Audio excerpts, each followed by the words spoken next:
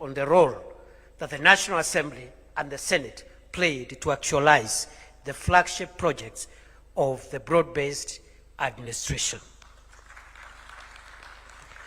Your Excellency, I've been given 20 minutes to say very many things. I'll try to keep the time, and we have agreed with the leaders of the houses that after the 20th minute, they can ring the bell.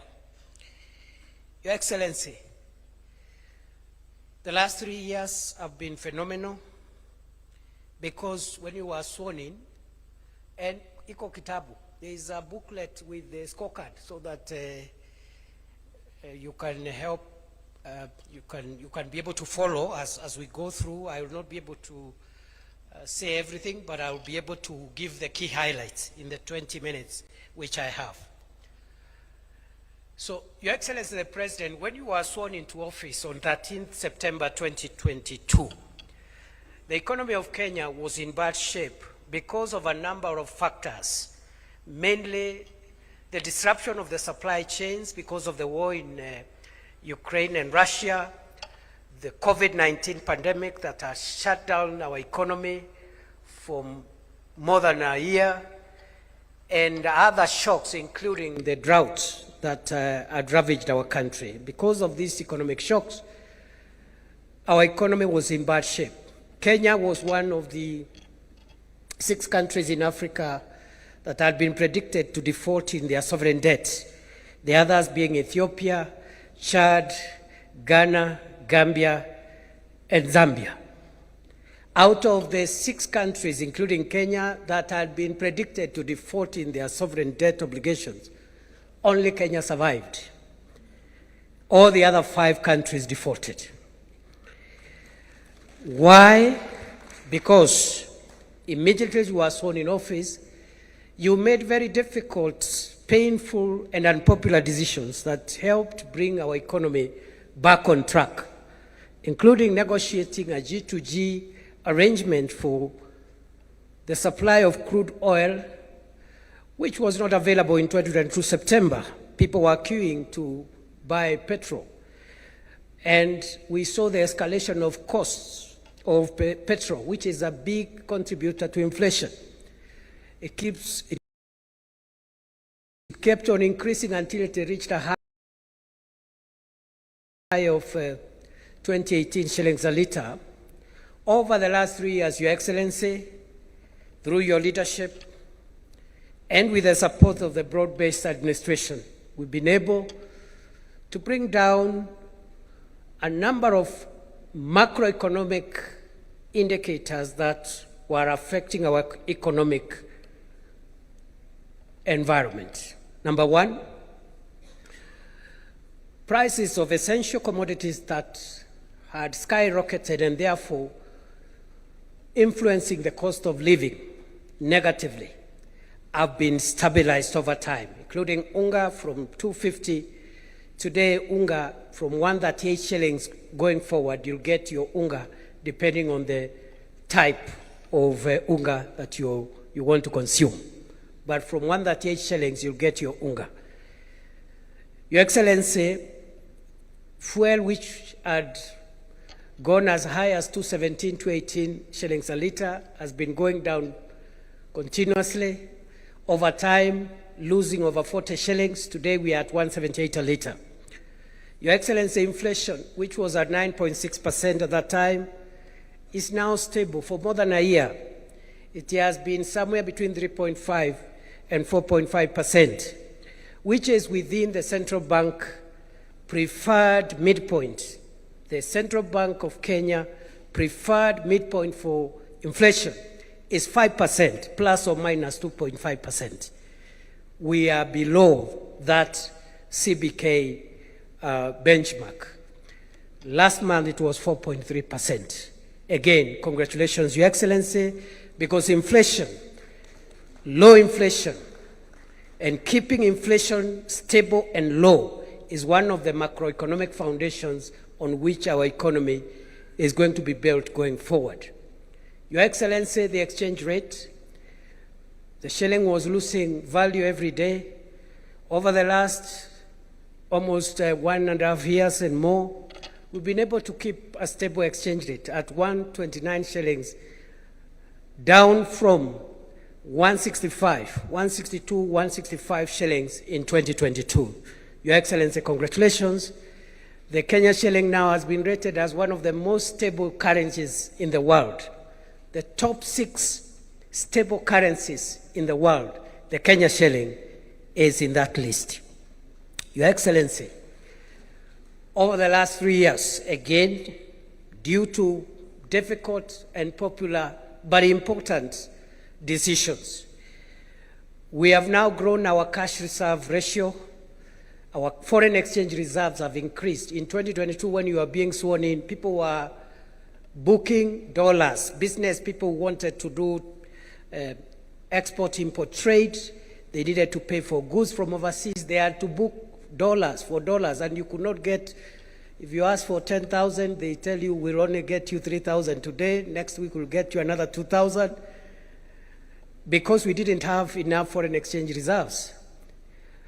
We have moved over the last 3 years, Your Excellency, under your leadership, from a low $5.7 billion US dollars, which is import cover for 2.5 months, to a historic high. I know the booklet says that we are at 12.3, but we have increased.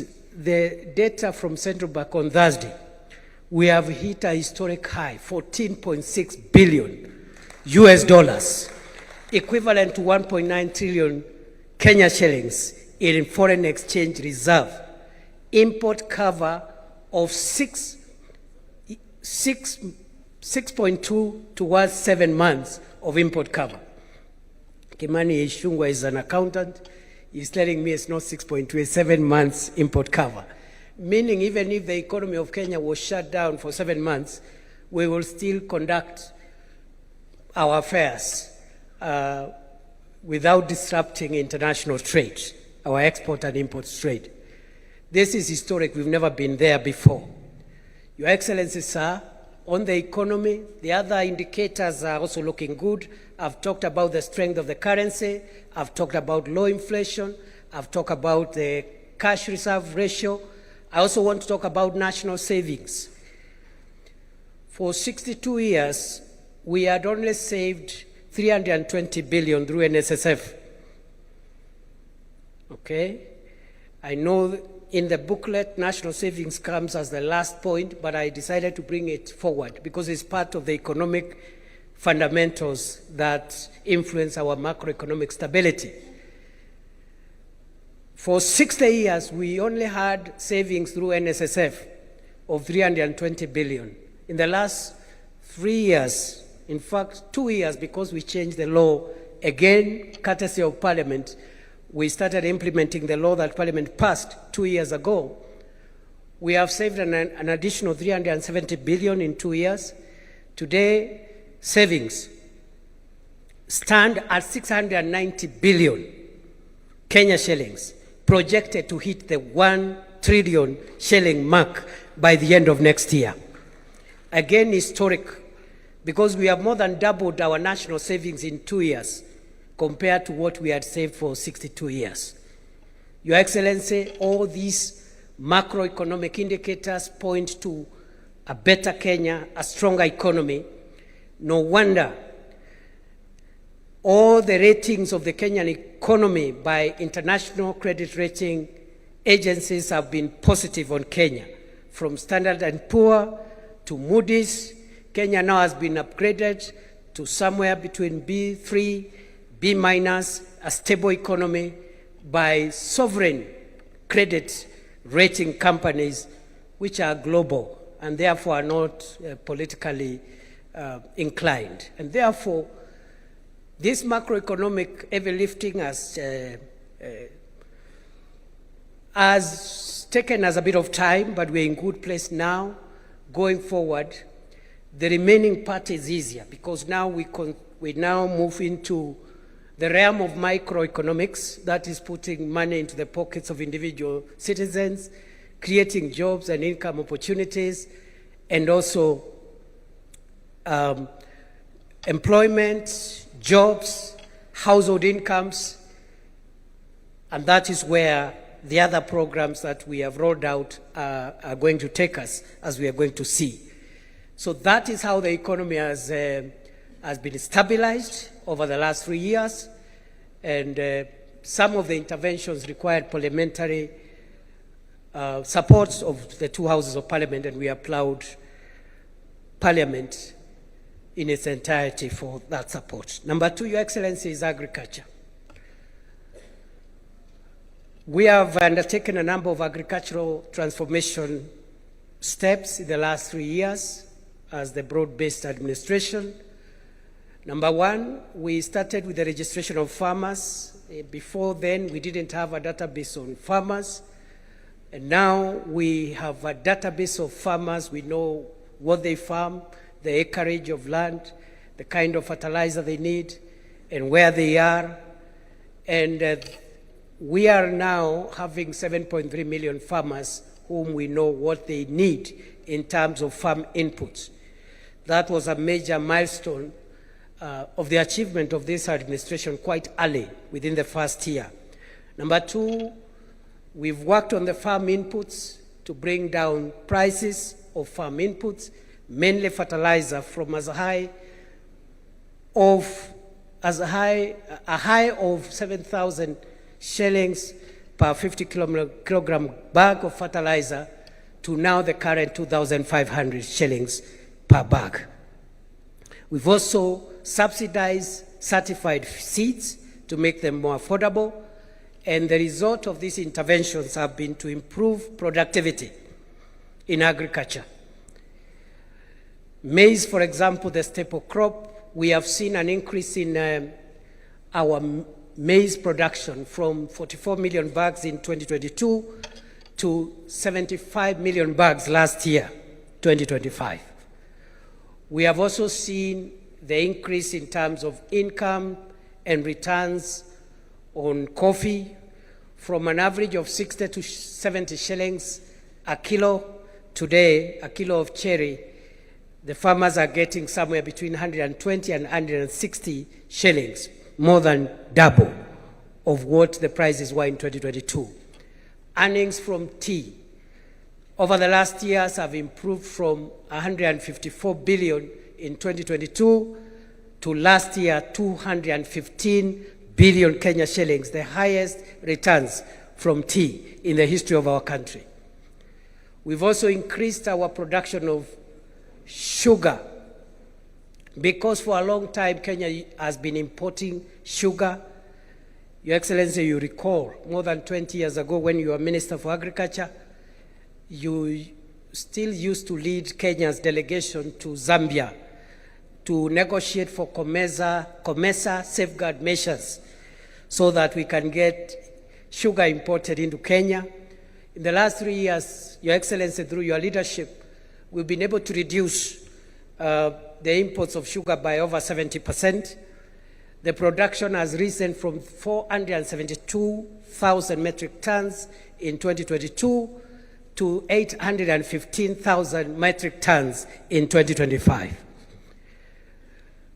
Through your leadership and with the help of both houses of parliament, we have been able to bring in a new law in the sector to eliminate cartels and to provide for partnering with private sector to lease government-owned sugar factories, Mumias, Nzoia, Chemelil, Sony.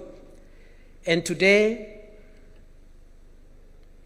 we are now not just having an additional 200,000 acres under sugarcane production, but we are also having timely payment for farmers, of course at better prices, from 3,500 shillings per ton to the current 4,500 shillings per ton. Your Excellency, because of these reforms, the cartels in the sugar industry have been dealt with, and in the next 2-3 years, Kenya will not require to import a single grain of sugar from anywhere in fact, Kenya will start exporting sugar to the other countries in the region. Your Excellency, for the first time, farmers are being paid every 7 days for their delivery of cane, and workers are being paid at the end of the month. And for the first time since sugarcane growing was introduced in Kenya, sugarcane farmers are earning bonus, as you yourself has presided over the issuance of bonus in Mumias, and I'm sure for the other sugar factories, the bonuses should be coming at the end of the year. So that is what we've done for sugarcane.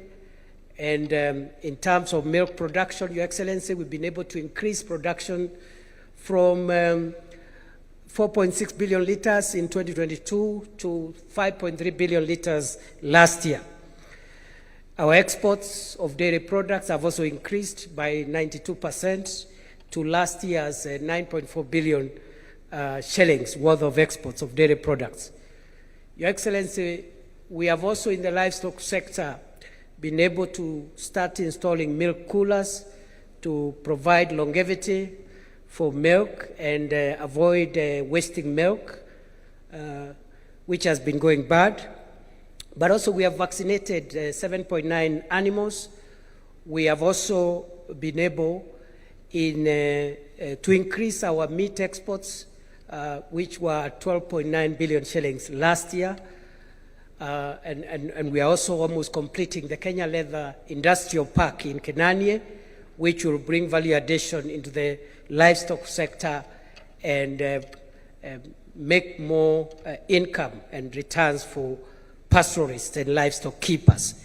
Your Excellency, sir, I can also highlight a few things we've done in the blue economy because of the counties in the coast and counties around Lake Victoria that depend on blue economy. We are building fish landing sites from Waepe near Lungalunga all the way to Mokowe in Lamu, Kipini, Kichwa Chakati in between, and we are also giving grants to beach management units. We've already disbursed 3.2 billion shillings to beach management units to support fishermen. We are buying boats. The small boats are already in place. What is being procured now are the high sea or deep sea fishing boats, and we are collaborating with county government to fasten that procurement so that we can have boats that can go into the deep sea and bring better fish and more valuable fish. We are also, we've completed the Shimoni fish port, 2.6 billion shillings. We've completed a big mariculture center in Shimoni at 1.4 billion. We are building Kabonyo Aquaculture Center of Excellence around Lake Victoria, 1.3 billion. We have landing sites around Lake Victoria from Migori all the way to Mukoba in Busia and all the other places in between. We have finished the Paya in Homa Bay, the fish markets in Homa Bay, the fish market in Kidongo in Mombasa. We have also done the lab, fish quality lab in Mombasa. It's almost complete, and the one in Kisumu is also 55% complete. We are also providing pond liners and cages for fish cage farming, and also providing predator nets to encourage inland fish farming. So, Your Excellency, I know that booklet has omitted that blue economy thing, so we'll improve and maybe, because that's an area also we've done very well. Number 3, Your Excellency, universal health.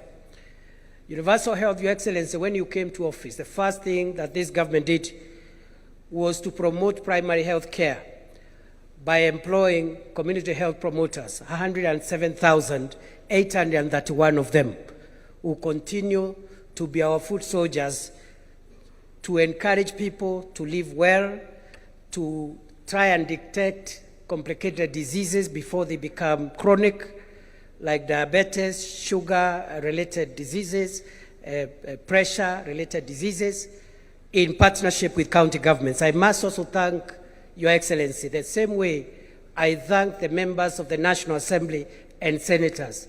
I must thank the governors of the Republic of Kenya because they have supported every program where we have partnered between the county governments and the national government. There has been zero resistance, there has been zero politics, because we are used to the past politics of fighting devolution, and any input from the national government to the county governments has been embraced by the county governors and the county governments wholesomely. I commend the county governors of Kenya for their patriotism. Your Excellency, under universal health care, as of this morning, we have registered 29.8 million Kenyans into Taifa Care, which is historic because we are coming from 7 million shillings, 7 million Kenyans under NHIF.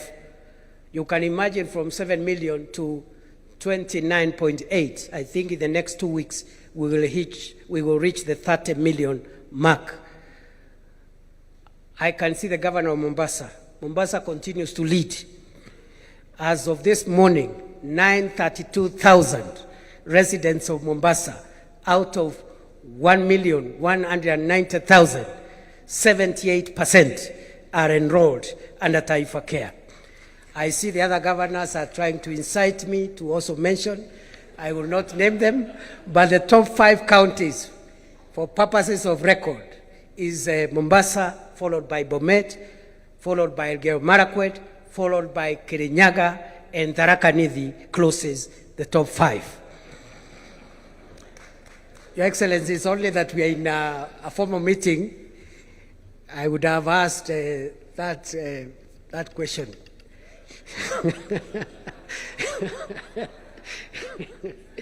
Your Excellency, sir, what we need to fine-tune to improve our universal health care going forward are 3 things. 1, we need to improve on the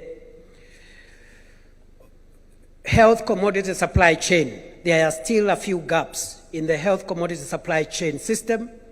Number 2, we need to improve on the actuarials of the universal health coverage to make sure the premiums that are paid are able to provide quality packages for all kinds of treatments across the board.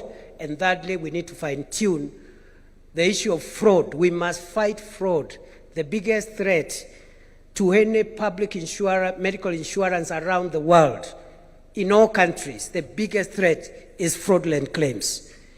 We must overcome that challenge, detect fraud, deal with it when it happens, and make sure that we secure UHC into the future. Your Excellency, in terms of equipment, we are under the National Equipment Support Program, which all counties again have signed to. We are placing specialized equipment to replace the now decommissioned MES program with the National Equipment Support Program. So we've made a lot of strides in the health sector. In terms of education, number 4, Your Excellency, education. When you were sworn in office, there was a lot of hue and cry. Everywhere we went, citizens used to tell you and to tell the rest of us, if you get into office, abolish CBC. Today that noise has died completely. Why? Because immediately you were sworn in office, you established the Presidential Working Party on education reforms. High-level experts, stakeholders, students, lecturers, and all the people in that space contributed to the streamlining, the reforms that we have implemented that streamline the CBC program. Transition has been going on. We just transited into grade 10. I'm told we are now 99-point-something% transition into grade 10 in the 3 pathways. There is still work to do, but at least we provided clarity on the CBC program. We have employed 100,000 teachers. Our commitment in the manifesto was 116,000 teachers.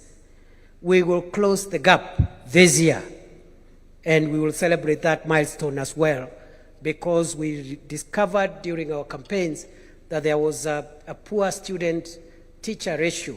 By that time, it was 1 teacher for 45 pupils or students. Today, we have reduced that ratio from 1 to 45 to 1 to 29, one of the best in the world. Even the developed countries, it is somewhere between 1 to 25 and 1 to 30. So we are doing well. The textbook ratio in our country is among the best in the world, 1 to 1. The textbook student ratio of Kenya is among the best in the world, 1 textbook for 1 pupil or student. Your Excellency, we have built 23,000 classrooms. 7,000 of those classrooms have been built by members of parliament from the National Assembly through CDF. And 15,000 classrooms have been built through the national government. Your Excellency, we have also been able to employ 3,300 tutors for our TVETs, and we have also achieved a number of things. Number one, we have increased the budget in education from where it was in 2022 when you took over. The education budget was 500 billion. Last year, it was 702 billion. This year, it will be 738 billion. Going forward, we also have increased capitation for universities. Funding for our universities has moved from 45 billion in 2022 to 82 billion last year. Funding for the Higher Education Loans Board to provide loans has increased from 17 billion in 2022 to 41 billion last year. In terms of tertiary education, Your Excellency, what have we done? Number one, we have increased enrollment, because when you came to office, there were more students in universities than in tertiary institutions, which is it's not the way it should be.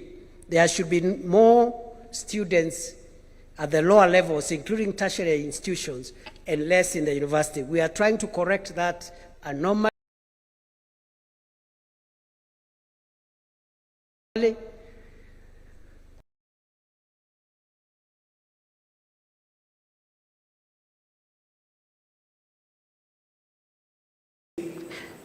To increase the number of people who access TVET. We have brought the modularization policy, where you come, if you are a Juakali person, you do one module, you continue doing your business. When you get some time, you come back and do another module, and over time, you accumulate. You don't have to stay in the TVET for 3 years. If you are already engaged in other things, you can pursue your TVET education in a modular form. We have introduced the dual training policy, and we have introduced the recognition of prior learning, which helps to certify those who are prior learning, but they don't have certification in technical related subjects. That's what we have done on education. That's number 4. I'm not doing so well. Number 5, Your Excellency, is infrastructure. And infrastructure, I'll speak about 4 things. One is the roads program that I had stalled. In 2022, many roads had stalled because of lack of money. Those roads stalled in 2019, 2020, 2021. There was no money. When you were sworn in office, President William Ruto, we had pending bills in the road sector of about 190 billion. Those bills were verified, and they came to 177 billion. They have all been paid. The 177 billion of pending bills has been cleared by the broad-based administration. And thanks to Parliament, because they helped us pass some of the regulations that has helped us have innovative financing models and securitizing part of the fuel levy to be able to clear those bills. In the last 3 years, we have completed 2,143 kilometers of road. With the clearance of pending bills, 6,000 kilometers of new roads or stored roads which are stored, 6,000 kilometers are now being built across the country. And Your Excellency, as I travel around this country, I really get impressed. Some of the areas where citizens had given up hope on tarmac roads, I have seen those roads with my own eyes. Niseme nisiseme. From Mandera to Ramu, to Kitoka Lamu, Gare, from Gare, Elwak, Kobo, Kotulo, Tarbaj, Wajia, Samata, Modogashe, Garbatura, Kulamawe, Isiolo. 750 kilometers of a road under this administration for the first time in northern Kenya. 750 kilometers, the largest, the longest single road project ever to be initiated in the Republic of Kenya. Karibu niulize Rais Ruto ni fire si fire. But since this is a formal meeting, sitauliza. There is another road which had been approved to be graveled, but President Ruto changed the instructions and said it should be tarmacked. From Lamu Port to Ijara to Garissa, all the way to Isiolo, 421 kilometers. It's being tarmacked as we speak. Over 50% of that road is now being done, has been done. I have seen roads which have been forgotten, like Taveta, Chala, Njukini, Olerai, Rombo, Ilasit. It's now okay. It's work in progress. I've seen the dwelling of Changamwe, Mariakani. I've seen the dwelling of Mtwapa to Kilifi, going into Malindi, is ongoing. And the flagship one, Rironi, Mau Summit, which is being worked on as we speak. So there's a lot of progress. That is the roads. Electricity, we have increased the connectivity of electricity from 8.8 million households in 2022 to 10.3 million households in 2025.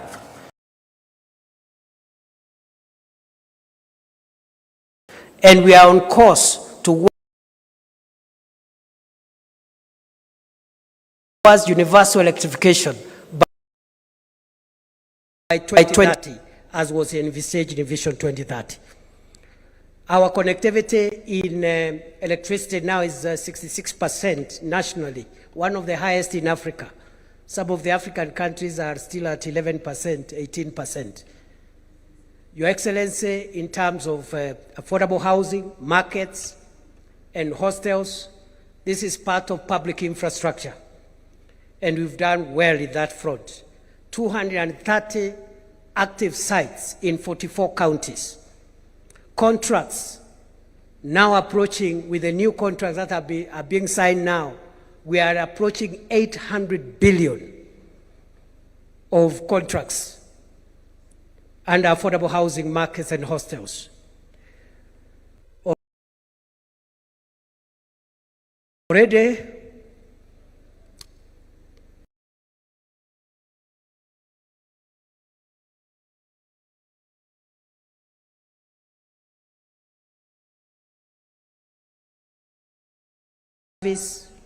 units ongoing, 7,500 for the police,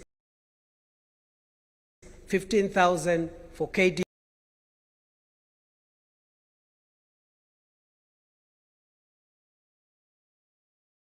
And the list is long. That is what we've been able to achieve under affordable housing, markets, hostels, and institutional building space. So in infrastructure, I will also put in ICT achievements. What have we done in the last 3 years?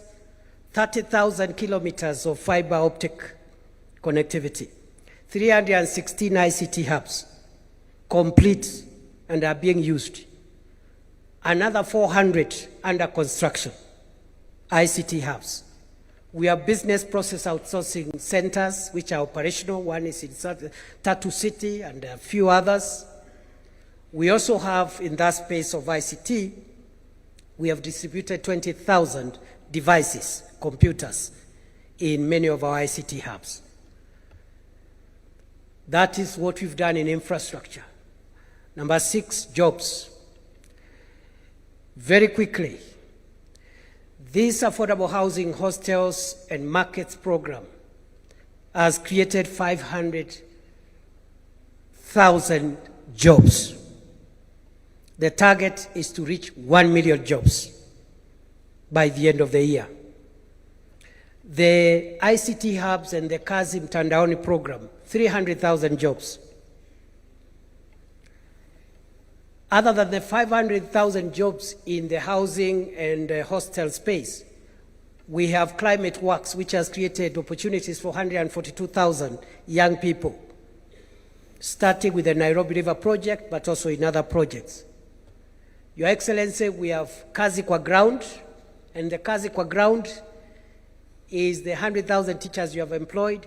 It is the 500,000 teachers and affordable housing and hostels. It is the 142,000 climate works. It is in 10,000 security officers recruited in the last 3 years, the police, the military, and it is also in the many other recruitments we are doing in the public sector, and the many opportunities created in the private sector because the economy is recovering. Kazi Kwa Ground. Under the Kazi Mtandaoni, I have said 300,000 people, young people are working. Under Kazi Maju, 538,000 young people working abroad under Kazi Maju. And they have not gone there by chance or by trial and error. It's because of deliberate government interventions. Which ones? Eradicating recruitment cartels and fake agencies, signing bilateral labor agreements to protect our workers abroad, providing a green channel for passports of young people who have a contract so that in 2 days they get a passport, providing a grant to assist them buy a ticket and acquire a passport through the Youth Enterprise Fund. These interventions is what has promoted the Kazi Maju program. We have now 538,000 young people. We want to target 1 million young people by the end of the year under Kazi Maju. Enterprise support for young people. The Nyota program, Your Excellency, which you have been presiding over, the first component of Nyota, which is business support, has reached 123,000 young people. All the components of Nyota will reach 820,000 young people. And you have directed us to look for ways of expanding that number into 1 million, even 2 million. And we are working on it, both under the Nyota program and also the KJET program, which is a 20 billion program which will equip small enterprises with the equipment they require to increase their productivity. And we are working on that, Your Excellency, to ensure that between KJET and Nyota, we have somewhere between 1.5 and 2 million young people reached under business support, equipment support, under on-the-job experience, and AGPO opportunities, and RPL, which are the components that we are working on. That's what we've done in the job space. Very quickly, sports. Since 1987, we've never built a stadium. The 2 stadia which were there, the main one, Kasarani and Nyayo, were dilapidated. President Ruto and his broad-based administration has been able to renovate Kasarani to FIFA standards, and also Nyayo. But we have also built the most iconic sports stadium in this part of the world, the Talanta Sports City, which is going to be like our main flagship sports city for our country, and as we look forward to hosting AFCON next year. Your Excellency, you're building another 24 stadiums in other parts of the country, from Nanyuki to Voi to Wajir to Homa Bay is complete, Kitui is complete, Kinoru in Meru is complete, and many others. Your Excellency, allow me to talk about security reforms as I wind up. We've been able to introduce the Police Equipment Modernization Program, which has helped us to crush terrorism and banditry. We've now suppressed the terror that was being visited on many people because of terrorists, extremist groups, and bandits to a big extent because of the Police Equipment Modernization Program, a 20 billion 5-year program that has already, I think, spent over 13 billion shillings under your leadership. You are implementing, or we are implementing, the police reforms in terms of welfare. Just last week, an announcement was made for increment of their salaries. The lowest prison warder and police officer will get an increase of 48% of their basic salary. This has not been done in a long time. We are building houses for them. We are providing medical and life cover for them if they get hurt in the line of duty. Your Excellency, for the KDF, the modernization program is also running smoothly, and we want to thank you for those reforms. In terms of our road traffic safety, just this week we went live on instant fines. That should be able to reduce the road accidents and make drivers accountable. And we are going to see a drastic reduction of road accidents because of the cameras and the instant fines that we have introduced. So that's what we've done. Allow me to end, Your Excellency. I know I've exceeded my time. I don't know why the leaders have not rung the bell. Let me finish by projecting the future. As you have led us, Your Excellency, you have told us Kenya is punching below its weight. For far too long, we are struggling, yet our potential is big. Through your leadership, Your Excellency, we've been able to crack the difficult issue of how we finance our modernization and transformation. And you have told us it is possible for us in one generation, as has been done in Singapore, Malaysia, South Korea. We are able to transform Kenya from the third world economy status to the first world. Other countries have done it, we can do it. China, for example,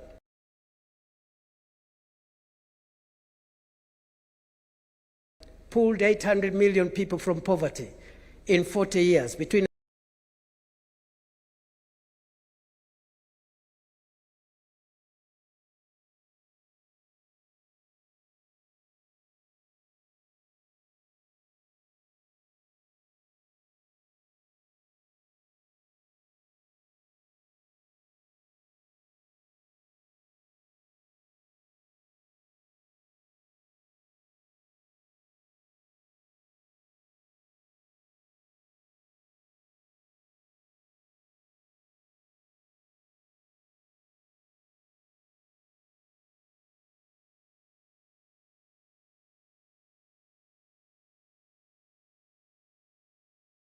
what we did with that money. We've showed Kenya Re before, we don't know what we did with that money. The money now we are offloading from some of our assets goes into this fund to define our future.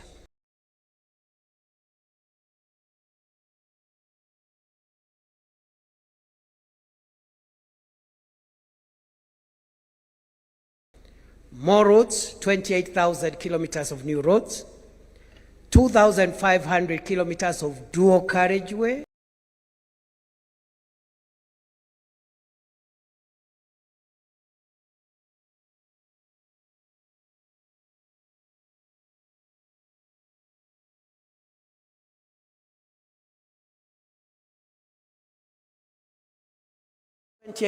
kilometers of road. We build dams and harvest water and get away from the shame of hunger.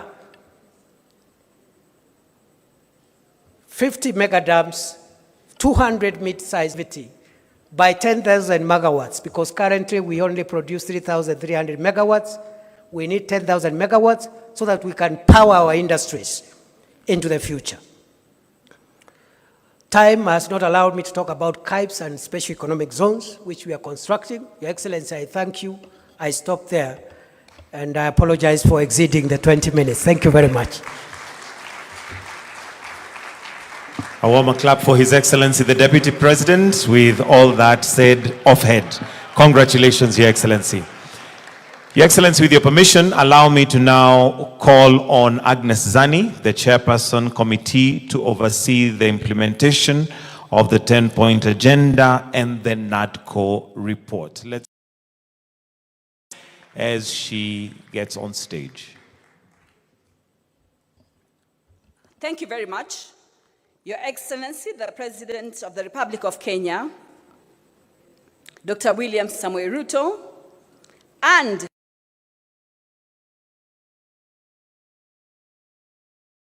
Ginga, the Principal of ODM, Deputy President, Your Excellency, present, Cabinet Secretaries present, Excellency Governors present, Members of Parliament, Joint Committee.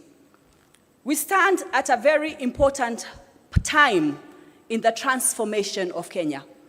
We've just had a very detailed report that has been given by the Deputy President. We are coming in as the committee that was tasked to look at specific aspects of that development, just an aspect of it, which is the 10-point agenda. Because of time, I will not go into what the 10-point agenda is, because very shortly, go into its implementation. I just want to state here that when we talk about the implementation of the 10-point agenda, it is ongoing, has been ongoing. The path for that particular process at this time. We need to be able to ensure that we can change our economic, our social, our political development, and make changes that are very, very critical. We are one of the countries with the largest percentage of the youth badge who need the space to be able to develop. Therefore, this 10-point agenda should not just be seen as a 10-point agenda. Indeed, it sets a policy framework for how we can progress this country by looking at the various aspects. We're looking at aspects of job creation, for example, and youth employment, financial extension, infrastructural development.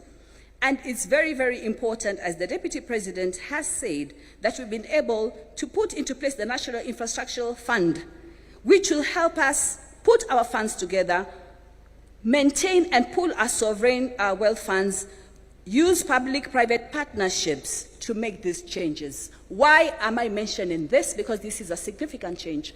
Once we have infrastructural change across the board, all these other deliverables will fit into place. Other countries have done it. Why can't we?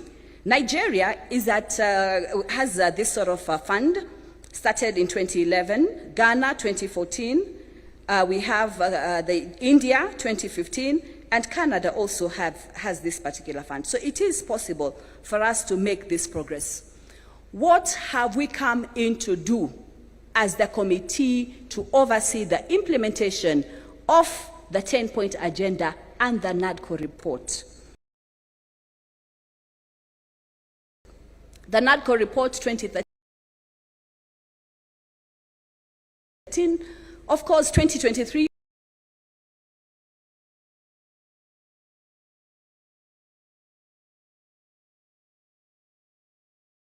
and the NADCO report.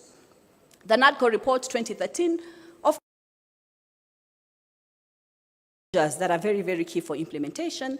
And then from the MOU that was signed on the 7th of March 2015 by Your Excellency the President and the late Raila Amolo Odinga gave 10 specific points. These 10-point agendas were not in vain. These point agendas and the committee should come and give information about the progress of where we are in this agenda. Therefore, this committee, by virtue of that role, became an overseeing committee of whom? Of duty bearers. And who are these duty bearers? The Executive Office of the President. We have the various ministries, we have the various commissions, we have the various organs, we have been doing this implementation. And this has to be very clear, because we cannot then say between August and now, what has happened to the implementation of the 10-point agenda? It is ongoing, ever has been ongoing, and even from what His Excellency, the Deputy President, has indicated, various issues have been going. But we were given this impetus from a political point of view. So when people have asked, for example, but in this committee, are you replicating the roles, for example, of the Auditor General? The answer is no. We're just getting this data for specific issues which were of interest to the two political parties, ODM and UDA, in the MOU, the NADCO report, and 10-point agenda. And this is what we've come to do this morning, give the implementation status in terms of each of those 10-point agenda, so that we can see and we can demonstrate that progress has gone on. So this committee, of course, was established on the 6th of August via statement from His Excellency the President and also from the late Raila Amolo Odinga. Now, as the ODM principal, we have Dr. Oburu. So there is perpetuity and continuity in this very, very critical process. Through this, we've been able to engage with various stakeholders. We've had consultations with various stakeholders. We went through public forums throughout the various parts of the country to bring in this information, and we're about to deliver exactly that. Kindly allow me to acknowledge, with a lot of humility, the members of this committee. Could you please be upstanding so that you can be recognized? Members of the COIN-10, we call ourselves COIN-10, it's just an acronym of the committee overseeing the implementation of the NADCO report and the 10-point agenda. We have as just joint secretaries, Mr. Bore and Mr. Ongwen. Mr. Bore, Executive Director of UDA, Mr. Ongwen, Executive Director of ODM. On the far end, we have Mr. Javas Bigambo, who is the Vice Chair of this committee. We have Mr. Oguda, member. We have Honorable Fatuma Ibrahim, a member, and Mr. Kevin Kiari. Together, allow us now to present this report with a lot of humility.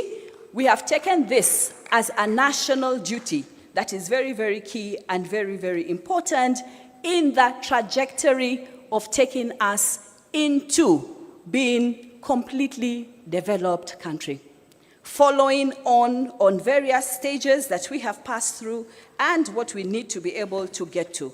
So we then say, as a committee, this is a task that keeps going on. It is a task that is very, very critical for us. I'd like now to invite Mr. Javas Bigambo to take us through the specific aspects of the 10-point agenda, right through inclusivity, the debt issue, the issue of the youth and the youth badge, employment, and all the other issues. Your Excellency, we are very appreciative of this task that you've given us. Dr. Oburu, we are very appreciative of this task. We endeavor to deliver. We endeavor to ensure that this 10-point agenda works to transform Kenya once and for all. Thank you very much.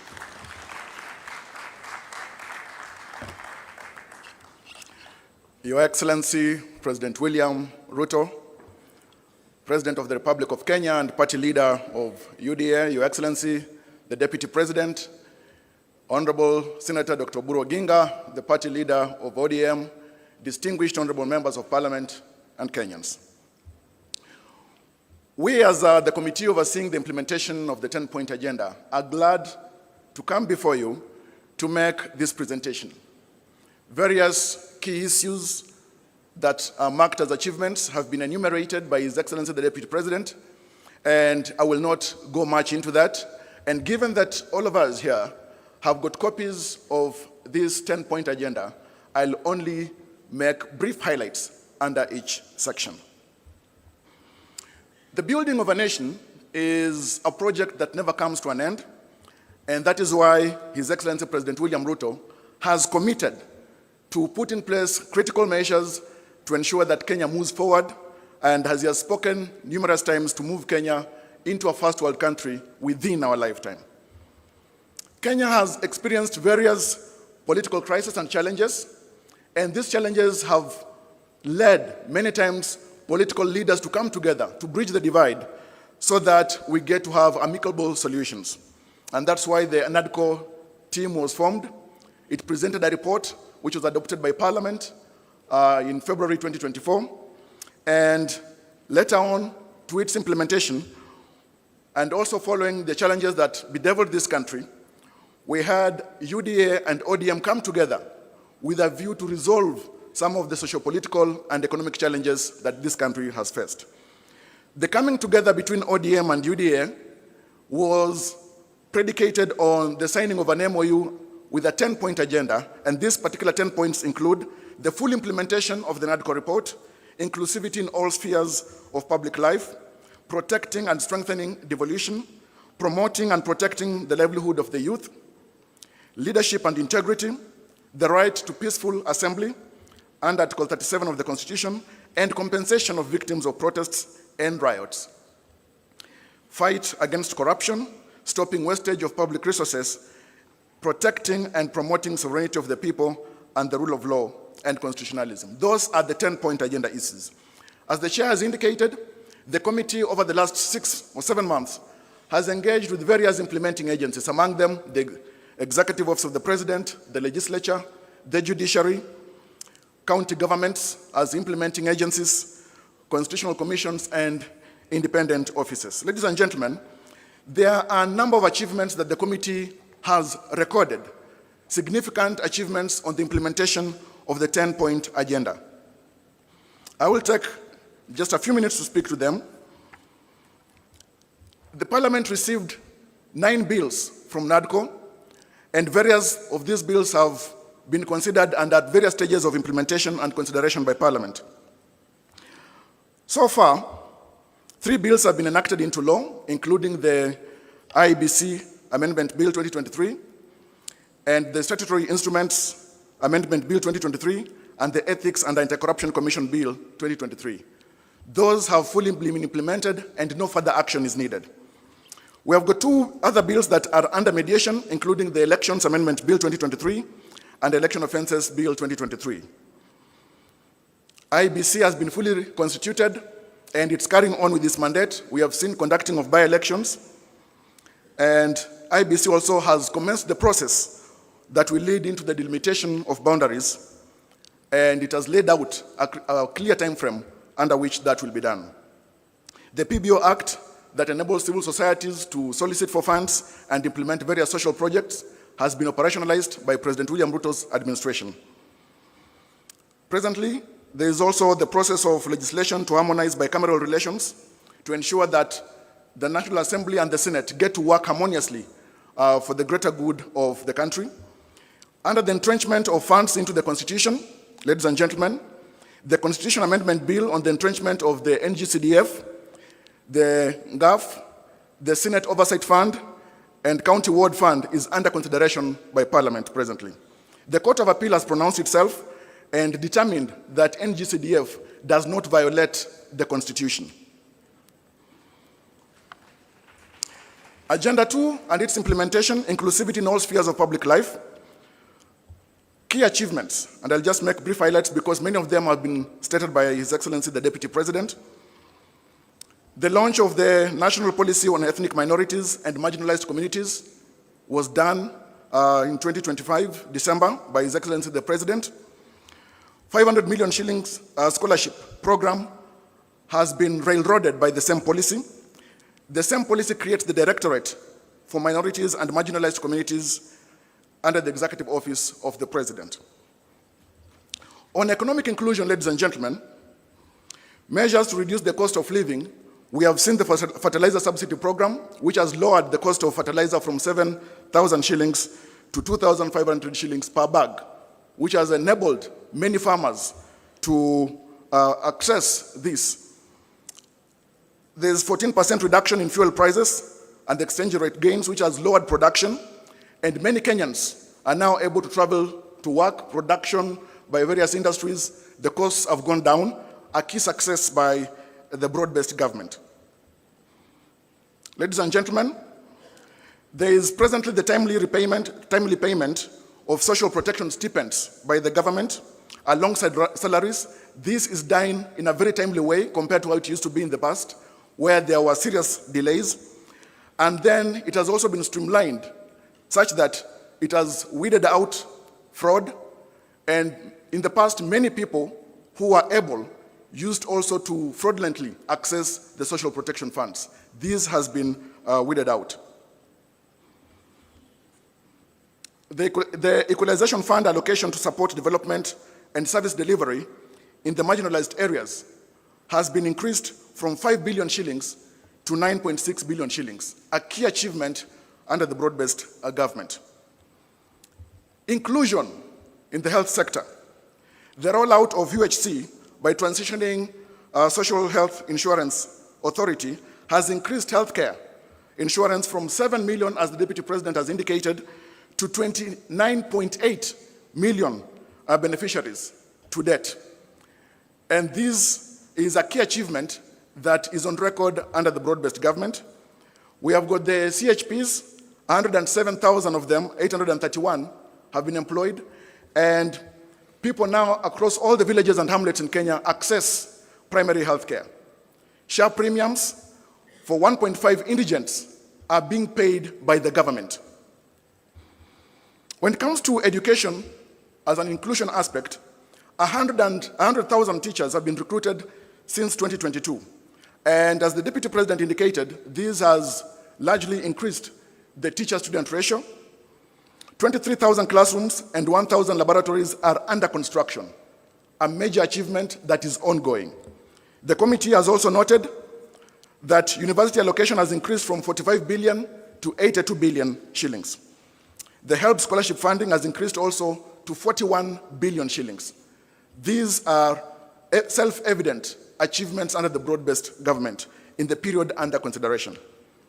Rural and infrastructure inclusion, 260,000 affordable housing units are under construction, creating thousands and thousands of jobs for young people, the youth, and various professionals, architects, lawyers, engineers.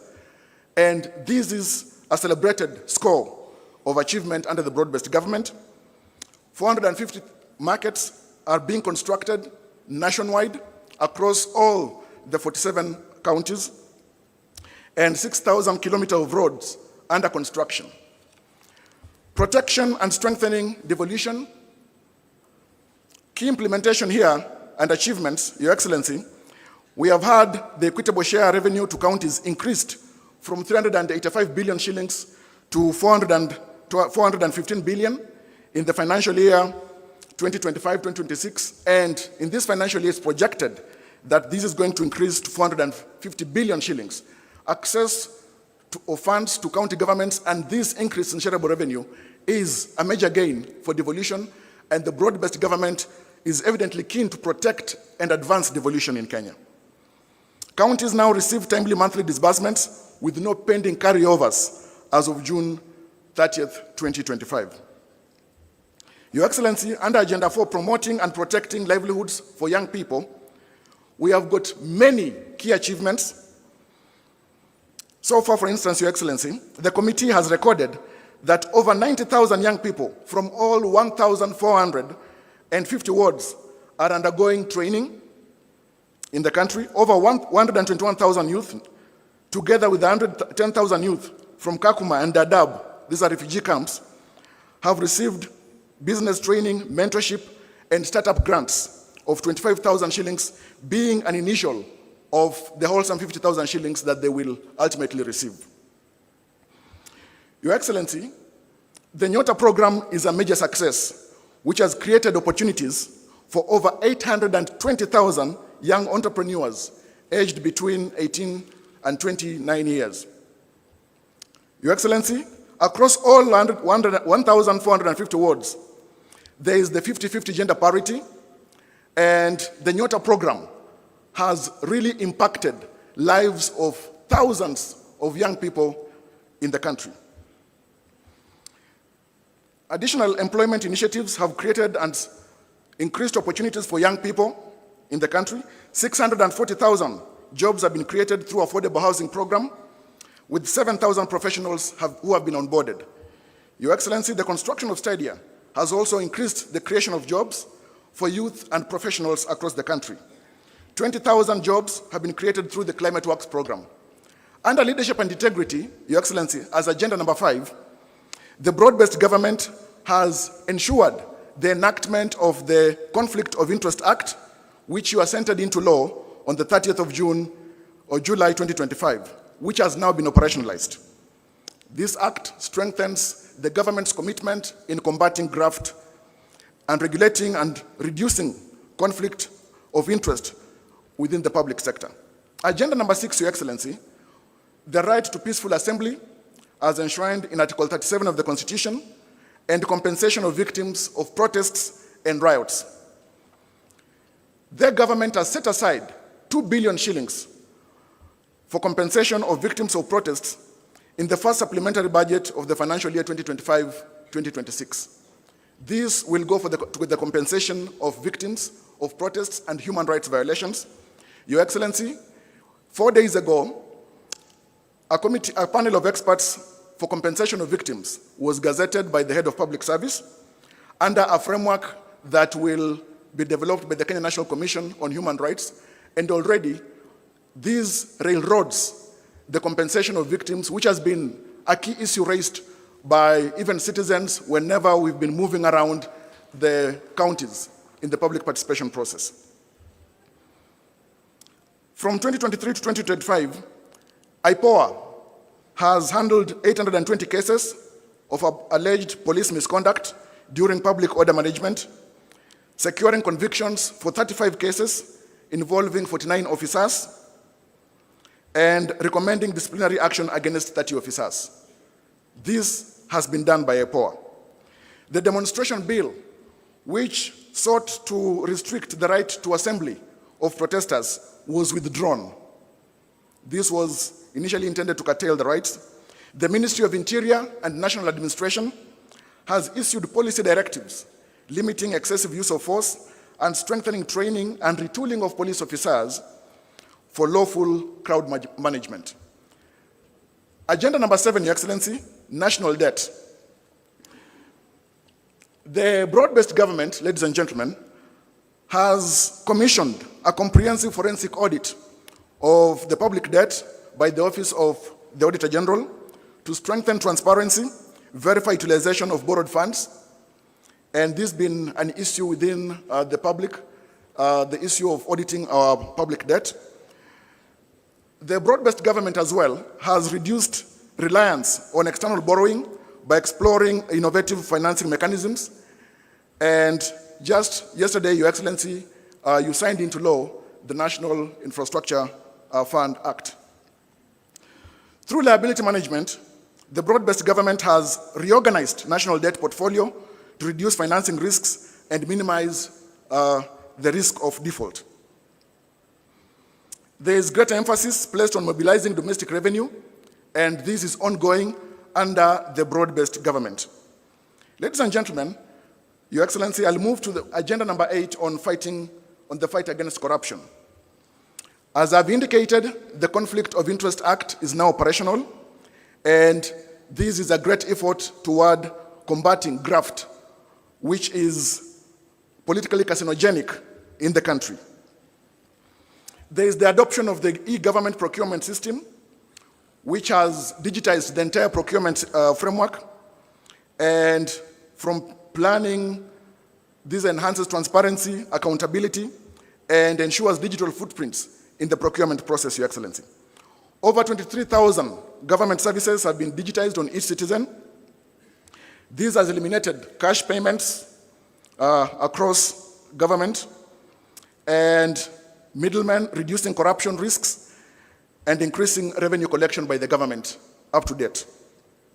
Your Excellency, the Money Laundering and Combating of Terrorism Financing Laws Amendment Act was assented into law on 17th of June 2025, a great effort as well in strengthening the legal framework, combating illicit flow of funds in Kenya, and has supported the exit of Kenya from the grey list of the Financial Action Task Force. Your Excellency, the implementation of the zero-based budgeting has enhanced fiscal discipline and accountability by requiring justification of all public expenditures. The single treasury account system has consolidated government cash collection and management, improved transparency and transaction costs, and minimized idle funds in commercial banks. Your Excellency, as I move towards the end, agenda number 9, stopping of wastage of public resources and promoting of government efficiency. Austerity measures have been put in place, including the removal of budgets, initially in the office of the First Lady, the spouse of the Deputy President, and the spouse of the Prime Cabinet Secretary. A 12-month freeze has been put in place for purchase of government vehicles except security sector vehicles. There is the zero-based budgeting in the financial year 2025-2026, requiring all public expenditure to be justified, as I've indicated. And then presently, the passports processing, the national ID cards processing, all of them have been reduced from 1 month to 1 week, improving access to these services by the citizens of Kenya and reducing corruption. Agenda number 10, Your Excellency, protecting and promoting sovereignty of the people, the rule of law, and constitutionalism. The broad-based government, under your leadership, Your Excellency, has facilitated the judiciary to ensure there is the recruitment of judicial officers. We recently saw the recruitment of 11 Court of Appeal judges, High Court judges. The recruitment process has been ongoing, as well as the magistrates, to improve case handling, reduce backlog of cases, and access to justice by Kenyans. Judicial mobility has been strengthened through the support of the executive to procure vehicles for judicial officers. There is the support to ensure the national e-filing system, which has been implemented, enabling paperless court processes, remote case filing, and virtual hearings. And as we are in the second quarter of the 21st century, utility and dependence on technology is unavoidable. The judiciary as well has achieved near compliance with the 2/3 gender rule, with the 332 women judges and magistrates representing 47% of the bench. To ensure the adherence to the rule of law, the government has adherence to court orders and all decisions of the courts under the broad-based government and under the leadership of His Excellency President William Ruto. Ladies and gentlemen, the committee has made a few key recommendations, which I will speak to briefly. There is need to ensure that the bills that are still pending at various stages in Parliament are fast-tracked. The committee recommends the formation of a broad-based mediation committee between the Senate and the National Assembly to fast-track consideration of those outstanding bills. This committee also urges Parliament to expedite and conclude outstanding NADCO bills within 90 days. To enhance realization of the constitutional rights under Article 37, the Kenya National Commission on Human Rights should spearhead legislation to safeguard protesters while protecting livelihoods and property. To fast-track the Natural Resources Amendment Bill 2022, to provide legal framework for equitable distribution of revenues from natural resources among national government, county governments, and local communities, this bill should also be fast-tracked for implementation. County governments are here urged to implement the National Policy on Ethnic Minorities and Marginalized Communities 2025 to promote inclusivity in governance and public participation. The Attorney General should propose amendments to Section 108 and Section 109 of the County Governments Act 2012 to make county integrated development plans, the CIDPs, long-term plans to be 10-year plans, and sectoral plans to be mid-term plans of 5 years to ensure completion of legacy projects across electoral cycles. This recommendation is to try and make white elephants across county governments to be a thing of the past. To enhance efficiency and credibility in elections, the IEBC should be well-resourced and supported to develop infrastructure and capacity to hold transparent, credible, and verifiable elections as the Constitution provides.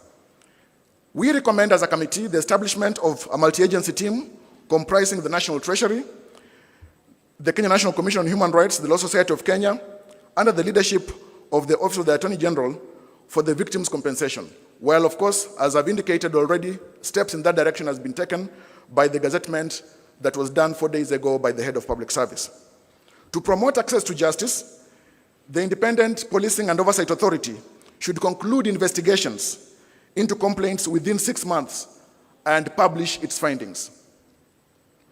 To ensure timely accountability, prosecution and determination of ethics and corruption cases by mandated institutions must be completed within 6 months.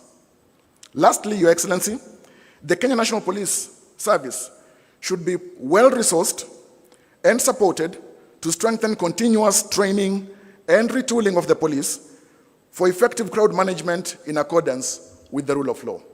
Your Excellency, we thank you so much for the time and the responsibility that you have given this committee, and we thank the broad-based government for the support that it has given and continues to give this committee to the completion of its duty. I thank you so much. Thank you. A hearty clap for Javas Bigambo. Your Excellency, it is now my pleasure to invite back the Deputy, His Excellency, the Deputy President, to progress with the program. Karibu, Bwana DP.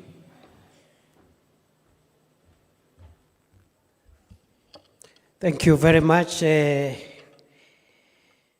Coin 10. Your Excellency, in the interest of time, we will run the rest of the program very fast because today is a parliamentary day. And this being a PG, I'm sure the two houses will want to proceed early. Your Excellency, the party leader of UDA, Your Excellency, the party leader of ODM, I will request Professor Nyang' Nyong'o, my academic senior, to come and say 2 things here in 2 minutes based on the presentation of the 10-point agenda, maybe on devolution and compensation of victims. 2 minutes for Professor Peter Anyang' Nyong'o. A round of applause.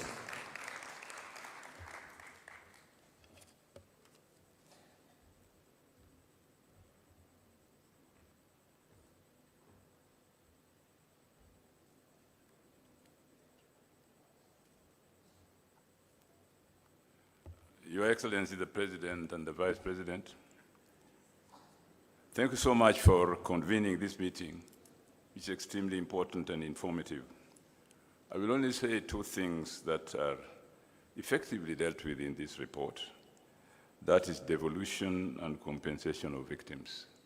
As you know, that some of us have been very concerned about the issue of victims, and I'm glad that today they've gone on record that the victims will be compensated. Secondly, devolution. You know, there was that famous story that a child always asks for more, and it's never enough. The Constitution of Kenya says that there are 2 levels of government, devolution and national, separate but interdependent.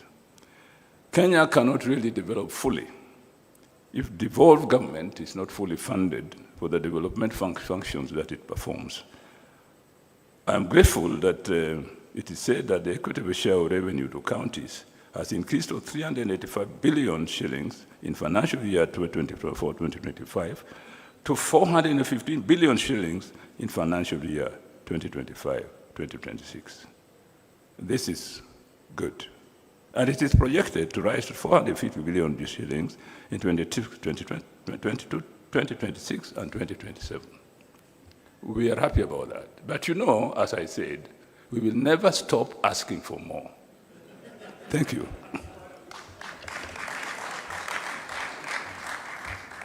Thank you, Prof.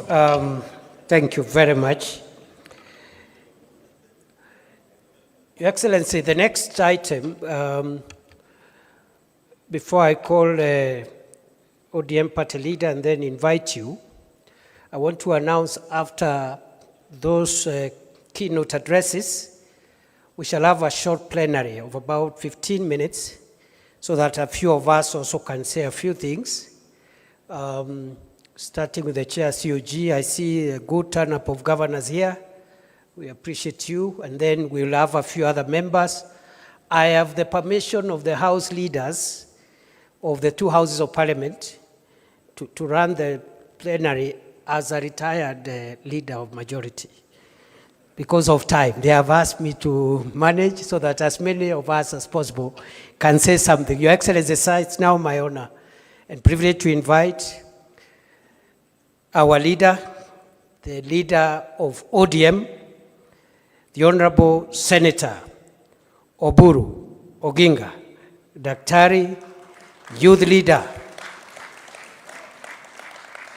Na kwa sababu anatafuta power, na mimi ni fireman, leo ni fire power.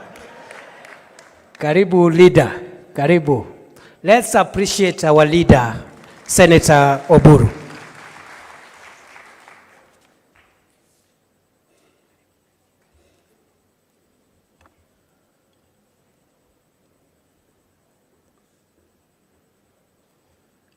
Your Excellency, the President of the Republic of Kenya and Commander of the Armed Forces, Dr. William Samoei Ruto, the Deputy President, and all protocols observed, fellow members of Parliament, I would like not to make, I have a written speech here, but I don't want to read it all. I want to have it here as part of the today's meeting, and I will give it to the press also to have it. But I'm used to speaking off the cuff. It is better for me than reading long speeches. Your Excellency, the report of the 10-point agenda committee headed by my sister, Honorable Professor Zani, is finally presented to us as a joint parliamentary session. Mr. President, this is not a small feat. Mr. President, the country has been waiting for this. The country has been waiting for this because we are in this broad-based government, but there are people who thought that this report is the one which formed the foundation for establishing broad-based government. Mr. President, I want to inform the country that broad-based government started long before the 10-point agenda came. Mr. President, therefore, it cannot depend, the broad-based arrangement cannot depend on the 10-point agenda.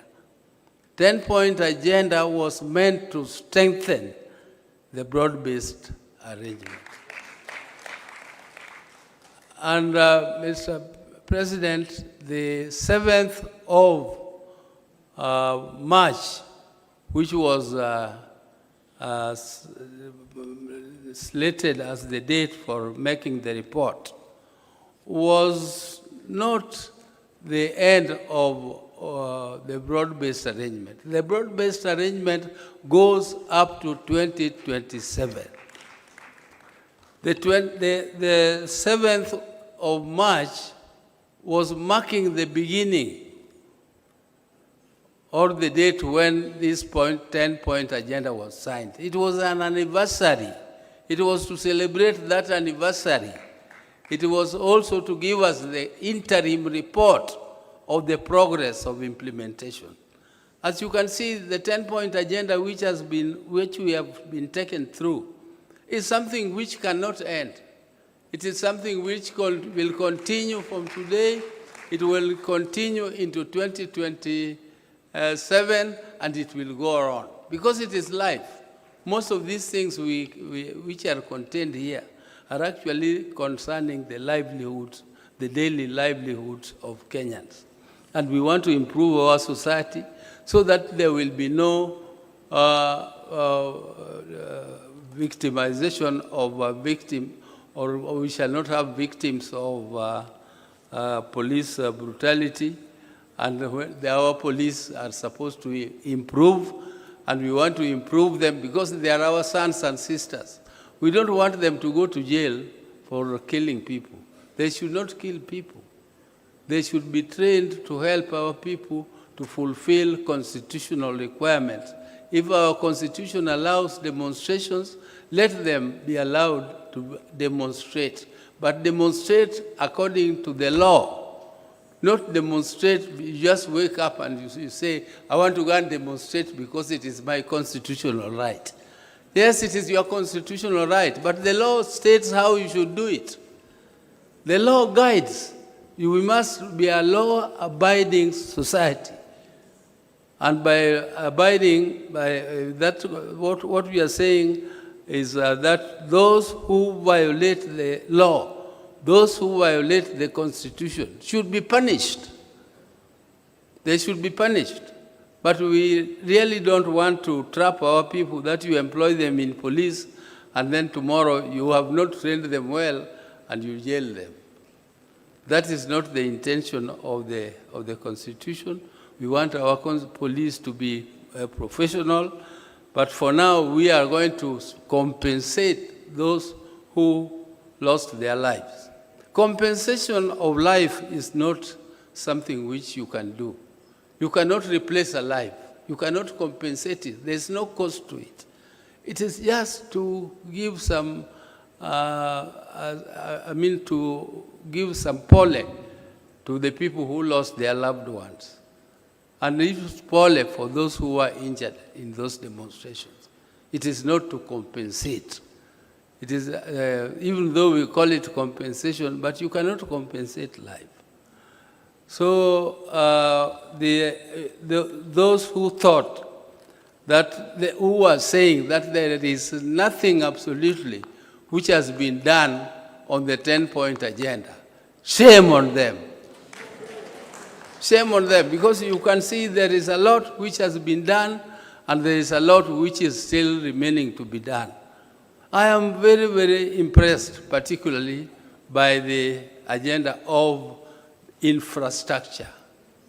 The infrastructure is the game changer, and that is the game changer for the whole world. If you go to these countries, we are saying we want to go to Canaan through Singapore. That Singapore used exactly the same methods we are using, including the infrastructure fund, including this infrastructure fund which the president signed into law yesterday. And it is infrastructure, infrastructure, infrastructure. That's what we said as a party, as ODM.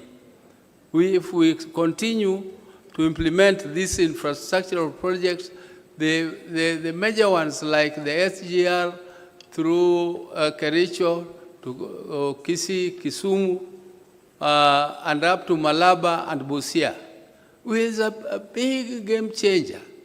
This big road, which is connecting us with Uganda from Rironi, is a big game changer. And I was so impressed by the report about Northeastern. Northeastern Kenya is regarded to be an arid and semi-arid land. But there is a lot of wealth there. The country concentrated on what was called the high potential areas. But they left the north, which has all the minerals. It has all the animals. We need to take big abattoirs there and take meat to Saudi. A small country like Botswana has become very rich just because of exporting meat. Why? And we have ignored that area. Instead of opening it up, it is left as a security area.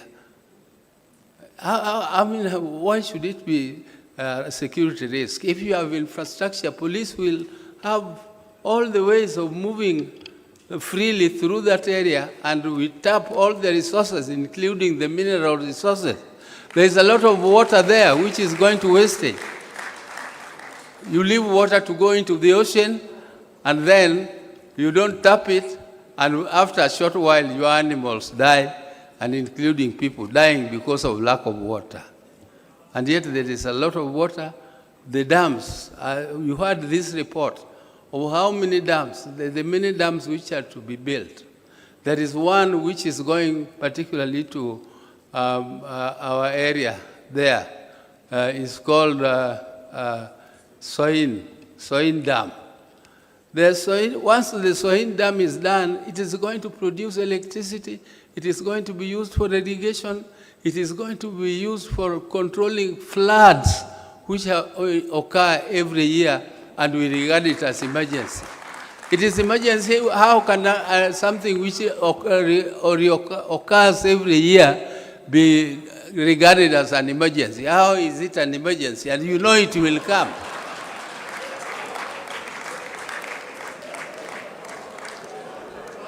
So you have... Thank you. Yeah, I don't want to... Your Excellency, I said I'm not very good at reading speeches, and therefore I will leave this my speech. I don't know, I will give it to the President, but I have spoken my heart. I have finished what I wanted to say. Thank you very much.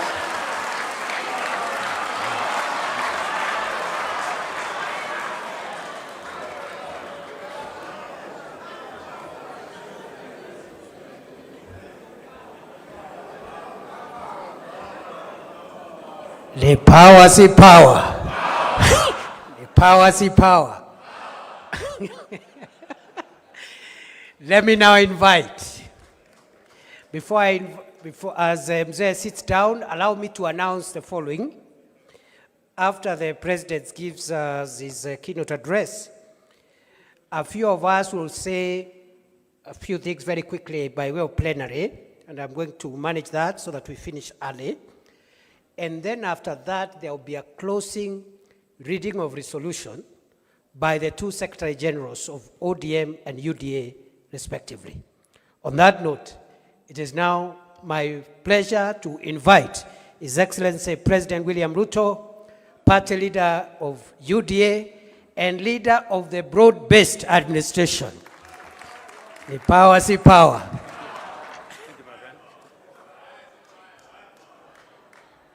Aya, asanteni sana, tafadhali tuketi.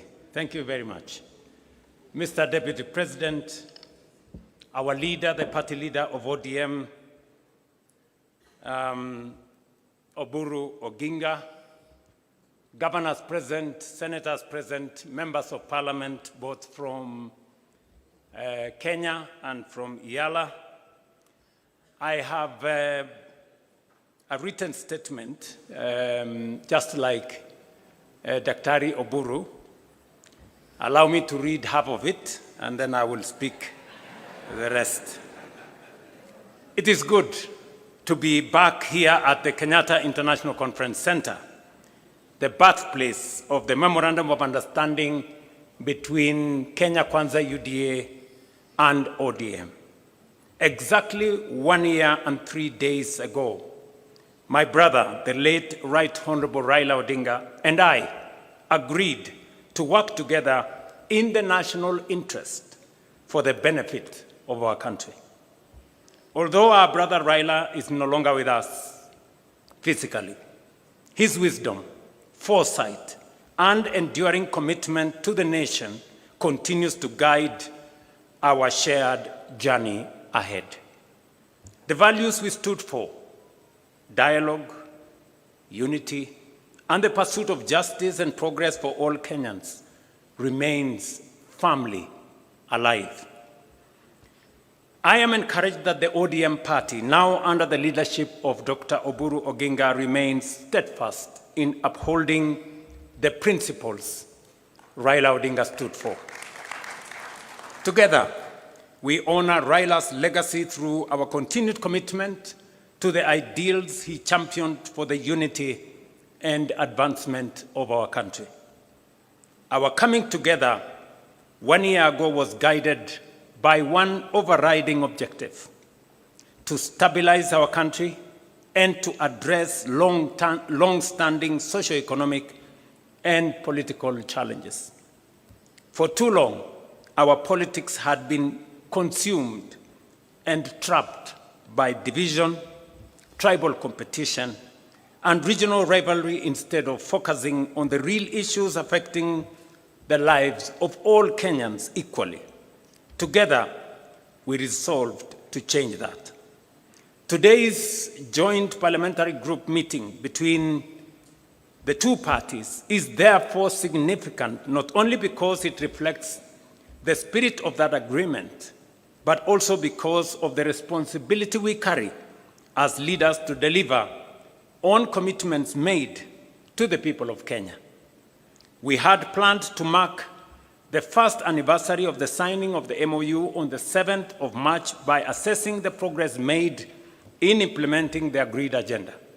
However, as you all know, in the days leading up to that date, our nation suffered a tragic loss. We lost a distinguished member of parliament, the late Honorable Johanna Ngeno of Emurua Digir, who was a committed member of this parliamentary group and a dedicated servant of the people. Were it not for the fatal helicopter crash, the Honorable Ngeno would have been seated here with us today. May his soul rest in peace. Ladies and gentlemen, the MOU between UDA and ODM was built around a 10-point agenda, drawing largely from the recommendations of the National Dialogue Committee, or commonly known as NATCO. These agenda items address critical national issues, including electoral reforms, the cost of living, governance, and economic stability. Following the signing of the MOU, we immediately began implementing the agreed programs. I am pleased with the report that has been presented here today by the Oversight Committee, highlighting the progress made across the 10 agenda items during the past year.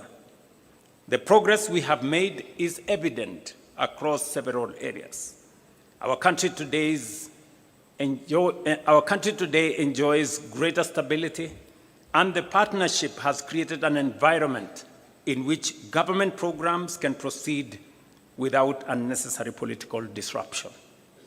Opportunities for our young people are expanding, with government programs now reaching hundreds of thousands of young people across the nation. Through initiatives in housing, health, agriculture, education, the digital and creative economy, as well as the labor mobility programs, we are deliberately expanding new avenues for employment. Allow me, ladies and gentlemen, to paraphrase, because I have been particularly meticulous in trying to find out where we are in the process of implementing the 10-point agenda. And just for the record, the 10-point agenda was not imposed on us. The 10-point agenda was our commitment, voluntary commitment between our parties in respect to the people of Kenya. There are some people who want to appoint themselves supervisors, as if we met the commitment to them. We did not make the commitment to them. We met the commitment to the people of Kenya. And our responsibility and reporting is to the people of Kenya. And let me say the following. We did this, and we set the standard very high ourselves, because we believe that is what we should do for the people of Kenya. Not because anybody forced us, not because anybody imposed it on us, but it is because it is our commitment that Kenyans deserve a higher standard of leadership and delivery. I know the matters of NADCO has been spoken very ably by the presenters of the report. We all agree that one of the most pertinent issues in NADCO was the issue of electoral reforms, and especially the appointment of commissioners to the IEBC. You remember very well that that was a very big debate. Today, we have gone through the process. The court processes have been dispensed with, and today we have a functioning Independent Electoral and Boundaries Commission. It has already conducted several by-elections, and as a show of confidence in this broad-based administration, all the parliamentary elections that have been held have been won by broad-based. I said all of them. Yes. Just for good record, and we are not, Atusemi, that's what it is. Yeah, those are the facts. In fact, the last by-elections that were held, of the 4 seats that were in contest, broad-based won all of them. Again, for good record. But that is not what I'm trying to say here. I'm trying to say that we are faithful to our commitment. On matters to do with legislation that is there in Parliament, we know there has been back and forth between the 2 houses. We will be recommending in this PG that we have a broad-based negotiating team. One that is going to sit with both houses of Parliament, comprising membership from both houses of Parliament. Because if broad-based decides, Parliament will decide. Is that true? Yes. Because we have the numbers to drive it through both houses of Parliament. So I want us to raise the standard a bit so that we establish a broad-based negotiating committee or mediation committee to assist us on all the items that have been presented for legislation in Parliament by NADCO. One has already been dispensed with. The matter of NGCDF. The courts have given direction, and therefore the legislation that had been presented to Parliament is now what the lawyers called functors of issue. I mean, it's been dispensed with. So we now need to pick on what the directions court has given to do the rest of the funds. Let me speak specifically to some 6 or 7 critical issues that I have distilled from the report that was presented to us, especially on those 6 or 7 issues. Number 1 is inclusivity, and especially the matter of cost of living. The people of Kenya have spoken with clarity on how they want our country to be much more inclusive, and for us to be able to have a society that leaves nobody behind. We have done 5 issues on this subject of inclusivity and cost of living. Number 1, we now have a policy on the marginalized in Kenya. We have provided bursaries for their children. We have provided many other interventions that will assist minorities, people who are perceived to be marginalized, for them to be brought into the bracket and so that they are not left behind. We have deliberately dealt on matters that finally dictate cost of living. And there are 4 matters that dictate cost of living: cost of food, Cost of fuel, because it influences our transport. The cost Kenyans pay for healthcare, and the cost Kenyans pay for their children to go to school. We have addressed all the 5 issues. Number 1, on food inflation, on matters to do with food, we have transformed our agricultural sector. We can confidently stand here and say we did, over the last year or 2 years, we have produced more maize, we have produced more tea, more coffee, more sugarcane, and the whole productivity space has risen. It is the reason why today the prices of unga are different from where they were in 2022. We have made a commitment to that.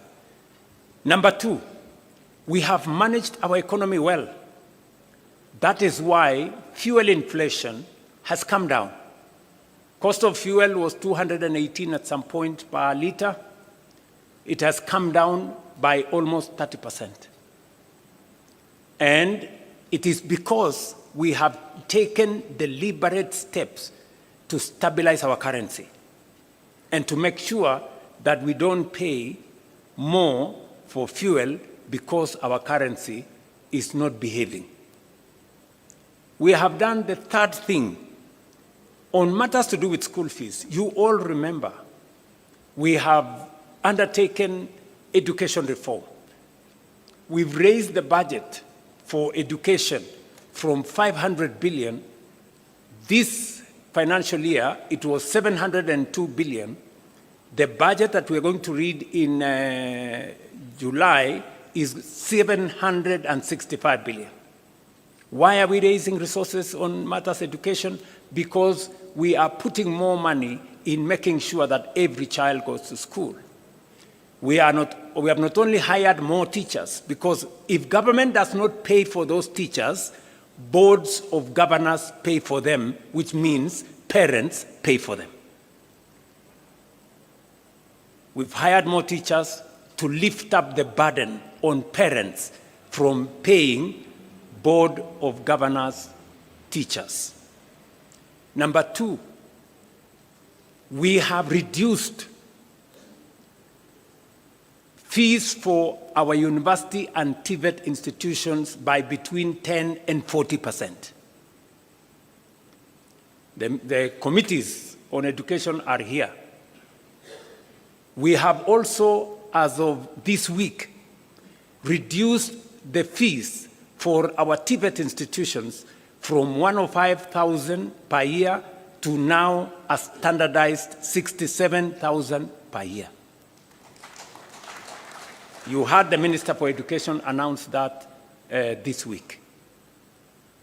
It is because we want to make sure that we lift the burden of parents on matters to do with school fees. And that is the standardized fee. And then we will now go in with all the bursaries. The counties are given all the bursaries. The NGCDF is giving. And we have signed agreements with counties. You remember the Comptroller of Budget did raise issues on counties supporting bursaries. The Ministry of Education has signed with all the counties. Now, county governments can give bursaries to all our children because there are no children for national government or county government. That is a step in making sure that we reduce the burden on parents on matters to do with the education of their children. You all know that also we have lifted a heavy load that would otherwise be borne by Kenyans on matters to do with universal health coverage. Today, as the numbers have been told here, we are actually closing to 30. I think by next week or the week after, 30 million Kenyans will be on social health insurance. And this week, forget about the propaganda in the headline of the news that we lost, some 50 billion can be lost. You know, people are mad. If we lose 50 billion, it means there will be nothing to pay, no hospital. This week alone, we are paying 60 16.2 billion shillings this week alone for PHC and for SHIF. This week alone. We are paying the highest amounts of money to any hospital that has ever been paid under any other administration or under any other program. That is the reality. That is a fact. So, in terms of cost of living, we are dealing with health to reduce bills paid by citizens. We are dealing with education to reduce bills paid by citizens. We are managing fuel to reduce transport costs. We are dealing with food so that we can reduce the cost of living. So I want members of this PG to walk with your heads high. This administration, the administration you have formed, is tackling cost of living head on. And finally, we are making sure that more Kenyans have income. Today, I report to this PG, we have 1.8 million Kenyans who are not working in 2022. Today they are working. 1.8 million. 640,000 in our housing program, 540,000 in export of labor, 300,000 in our digital platform. We have close to 820,000 under our Nyota program. 120,000 of them, we have given them grants. And I have been to those meetings in person. I have met the 120,000 young people myself. Yeah? Many people were trying to give me small lectures. What is the president doing? Going to give out checks to young people. And I told them, this is how I choose to spend my time. You decide about yours. Okay? Because I believe the young people of this country deserve my time. And time spent with those young people, talking to them, is time well spent as far as I'm concerned. And I have asked the Deputy President and the ministry is concerned to look at opportunities, and we are discussing with our partners to look at opportunities to expand that program. We believe it is a successful program. Many young people have stepped forward, and we believe we can do more and maybe extend that program to close to 2 million young people in Kenya.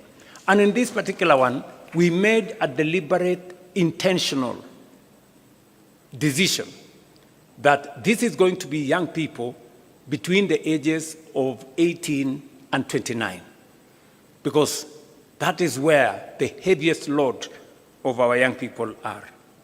So, cost of living, for those of you who are taking notes, and I suggest you do, because I see some other people, they cannot explain themselves. We've dealt with food inflation. We've dealt with fuel inflation.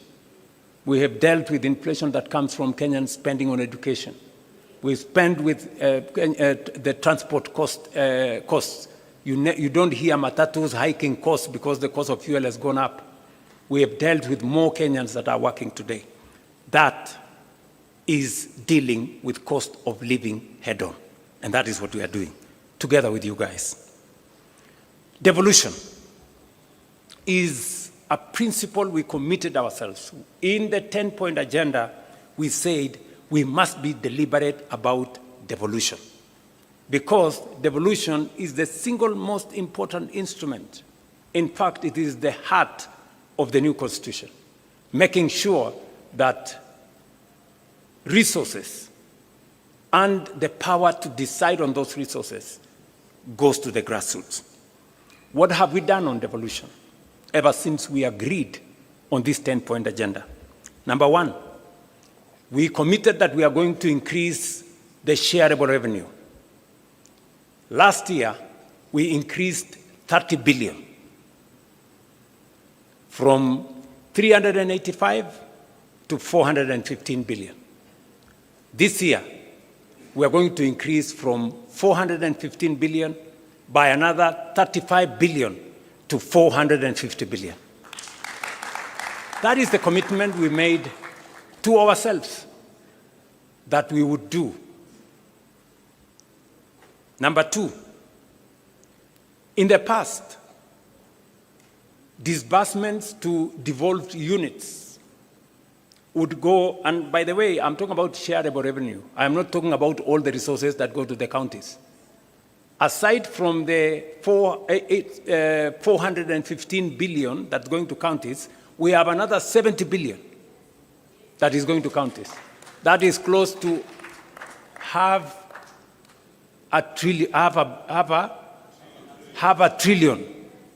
to the counties. We might be asking a few questions to our governors. Yeah? So next year, definitely, when we do the 450 shareable revenue, we will be going towards 550 billion. We'll have crossed the $500 billion line on resources going to our counties. Number two, and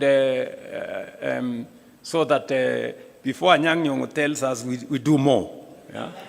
and we are going to do more.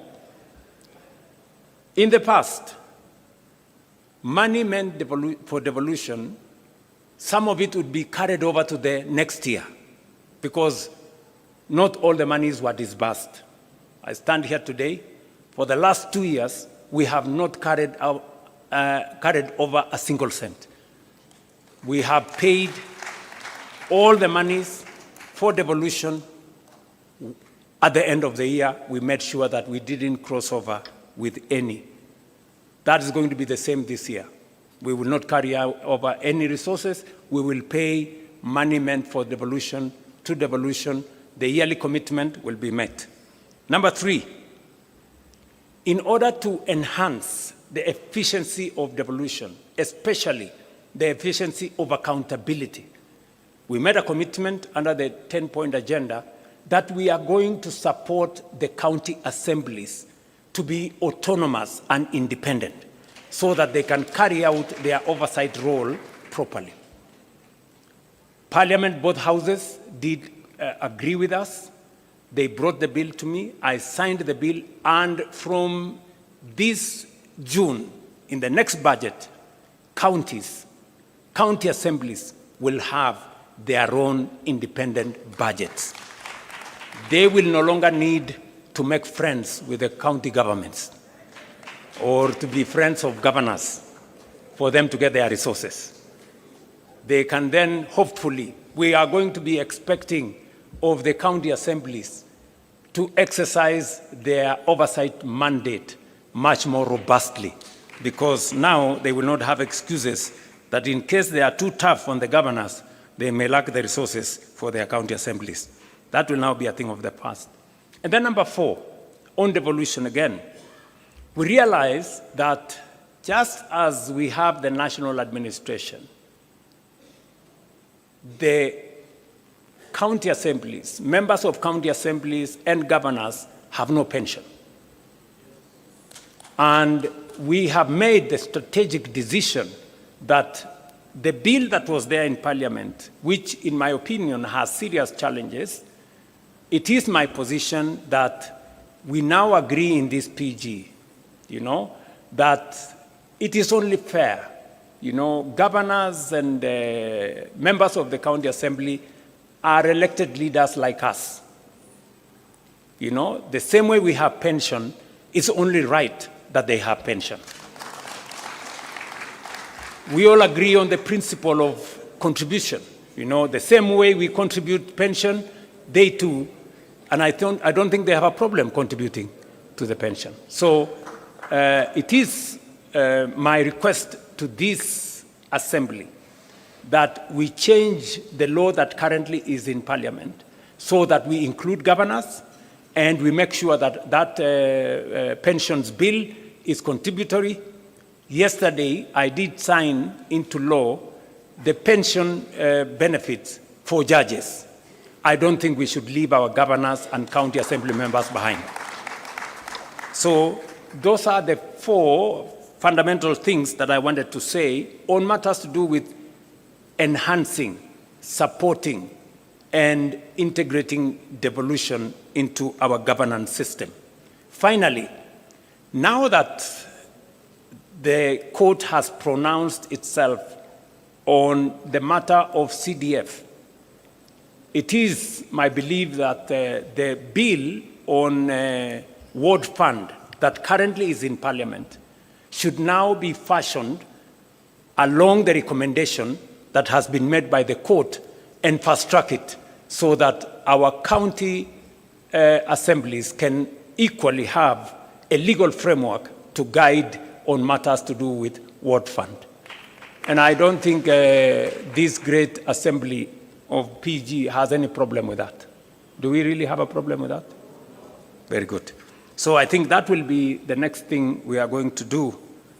And I appreciate that many governors have already implemented the ward fund even without this legislation. Now, let me go to the third issue that I thought is important for us. The matter to do with leadership, integrity, and the fight against corruption. This is a key commitment that we made under the 10-point agenda. Now, let me say the following on this matter. Number one, as part of our commitment to leadership, integrity, and the fight against corruption, you know very well we had a candid conversation on holding ourselves as leaders to the highest standard of integrity. You remember, members here, I don't want to remind you, but you remember we had a difficult decision. We had a difficult conversation, right, on that matter. It is because we chose ourselves, these members, we chose that we need to raise the bar. And I want to thank members of parliament here. You passed the conflict of interest bill, which I signed into law. If there is a demonstration of leaders sitting here that they want to be held to the highest standard of integrity, it is your passing of the conflict of interest bill. Today, it is law in Kenya. And I want to congratulate both houses for stepping up and measuring up to the yardstick of integrity. Number two, we have taken the deliberate decision that to eliminate corruption, to remove inefficiency, we must digitize all government services. Today, from 320 government services in 2022, we have 30,000 government services digitized. That has significantly eliminated bottlenecks. E-Citizen today collects more than 1 billion shillings every day. It is a platform that is traceable. It is a platform that's accountable. The old system where people were paying cash and paying through checks and paying through corners and paying through pay bills, we have stopped. And today, if you pay on e-Citizen, you don't need a receipt because it is traceable from who paid, for what service, to what account. We have digitized government services as part of our commitment to eliminating corruption. Number two, I did sign into law, June last year, the money laundering and anti-terrorism financing law. Again, as our commitment as an administration and as a country to transparency, to accountability, that illicit flow of money does not find its way into Kenya. As I speak to you, we also undertook three significant steps as a means of accountability and reducing on corruption. Professor Anyang', who was in our treasury, will tell you we have been struggling for the last almost 20 years to do what we called single treasury account. It has never happened. It has happened this year. We have been struggling to do what we call zero.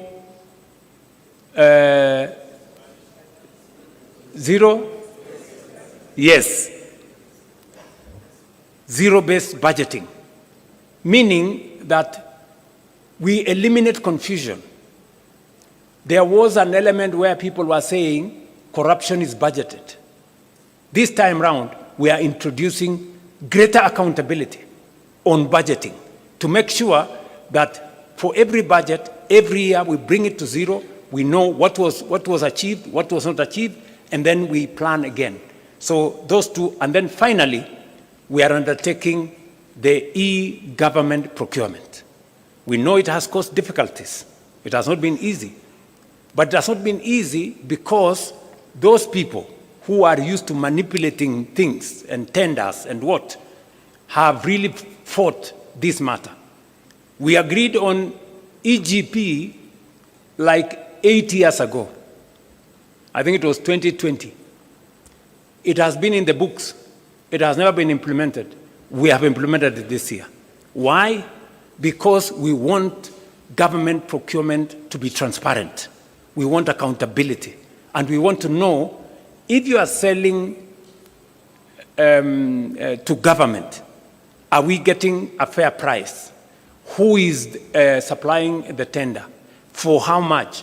And it must be open in a portal where all people involved can follow, so that if I don't get the tender, it means I was not the lowest or I did not meet the qualifications.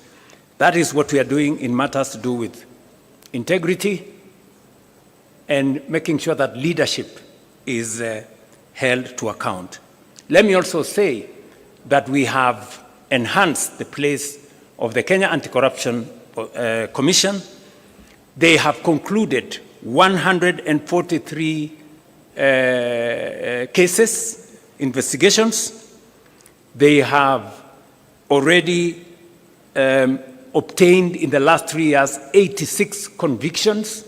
And because we have always been told convictions is a challenge, we have achieved 86 convictions, and especially we have enhanced their capacity to seize assets.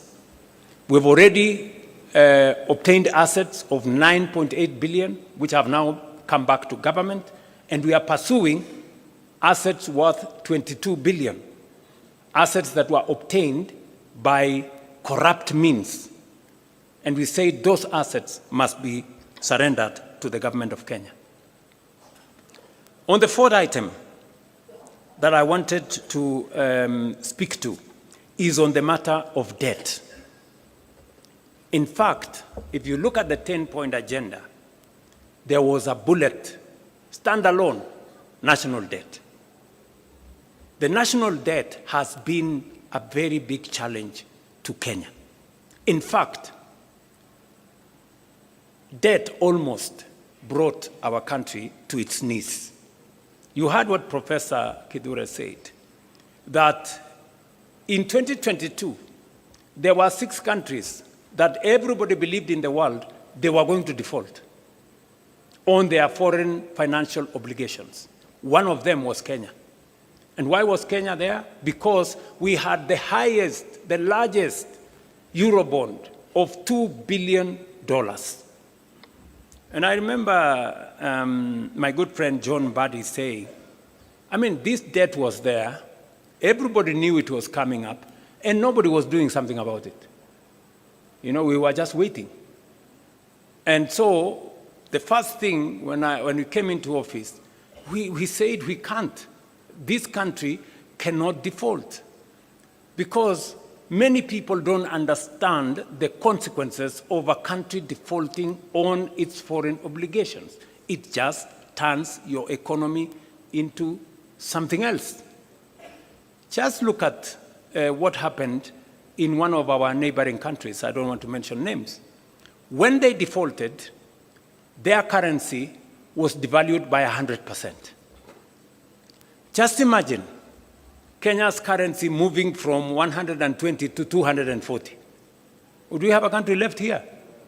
And you know, there were very many people who were persuaded that the Kenya currency was going to go to 200. In fact, I remember speaking to one of the bankers, who is no longer my friend, because he was among the people who, you know, imagined they were already piling up dollars because they imagined that when it gets to 200, they will make a killing. Unfortunately for them, they had to make losses because the 200 shilling dollar did not happen. So we had to intentionally deal with the debt. What have we done on matters to do with debt? Number one, we made sure that we did whatever it took. And I appreciate that I had to make some very difficult decisions for us to be able to escape that default. We had to cut down on spending by about 300 billion. We had to remove subsidies on unga. We had to remove subsidies on fuel. We had to eliminate, we had to stall some of our projects because we had to pull back from continuous borrowing. That's number one. Number two, we did not just avoid default. We now went into a plan on how do we reorganize our debt. How do we successfully negotiate our way? I can confidently, that's why we went to the market. We went to the market in February 2024. We went to the market in February 2025. We went to the market in October 2025. And we went to the market again this February. To do what? To do liability management. The debts that were due next year, we now have no debts due in 2027. We have a small debt due in 2028. Then we will go to 2037. We have reorganized our debt portfolio so that it doesn't threaten our fiscal sustainability. And I must thank John Mbadi and his team at Treasury. They have done a very commendable job. Muwapigie makofi. We have also engaged some of our lenders.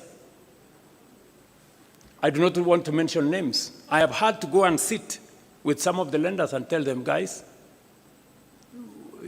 some of these loans, the repayment is too steep for us.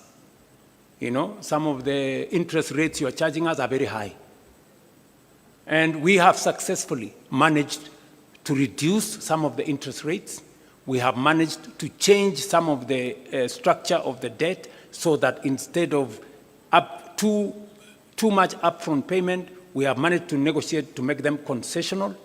And today, I can confidently tell the country that we have avoided situations that would put a lot of strain in our budget. And number three, we have also decided that we are going to be innovative. We are going to be creative in how we do public assets. It is no longer tenable for us to continue borrowing. That is why we have said we are not taking any borrowing resources unless it is absolutely necessary. I see some people say there has been a disagreement between Kenya and the IMF. There is no disagreement. We have just agreed on what to do. We have agreed that if we need your money, we will come for it. If we don't need it, we will do with the resources we have. I mean, how does that amount to a disagreement? Are we together? Yes. I mean, is it wrong to be able to stand on your own and do your own stuff? Is that a weakness or a strength? Yes, to me, akili bwana. So, what have we done? We have decided to have alternative instruments of financing our development. We went the route of securitization. Many people told us, oh, you are going to do this. Because of securitization, and I must thank members of parliament, when I negotiated with you and I told you, guys, forgo these 7 shillings, it will help us raise money. We raised 175 billion shillings. We returned all the contractors to our roads. We paid them. Today, we have 6,000 kilometers of road going on in Kenya. We have 90% of our contractors are back on site, and new roads are now being constructed because we decided not to continuously depend on the budget, we looked for alternative instruments of financing our road infrastructure. We are doing the same with Talanta. We are doing the same. Look, when I say innovative, I was explaining today in the morning, how did we decide to finance Talanta?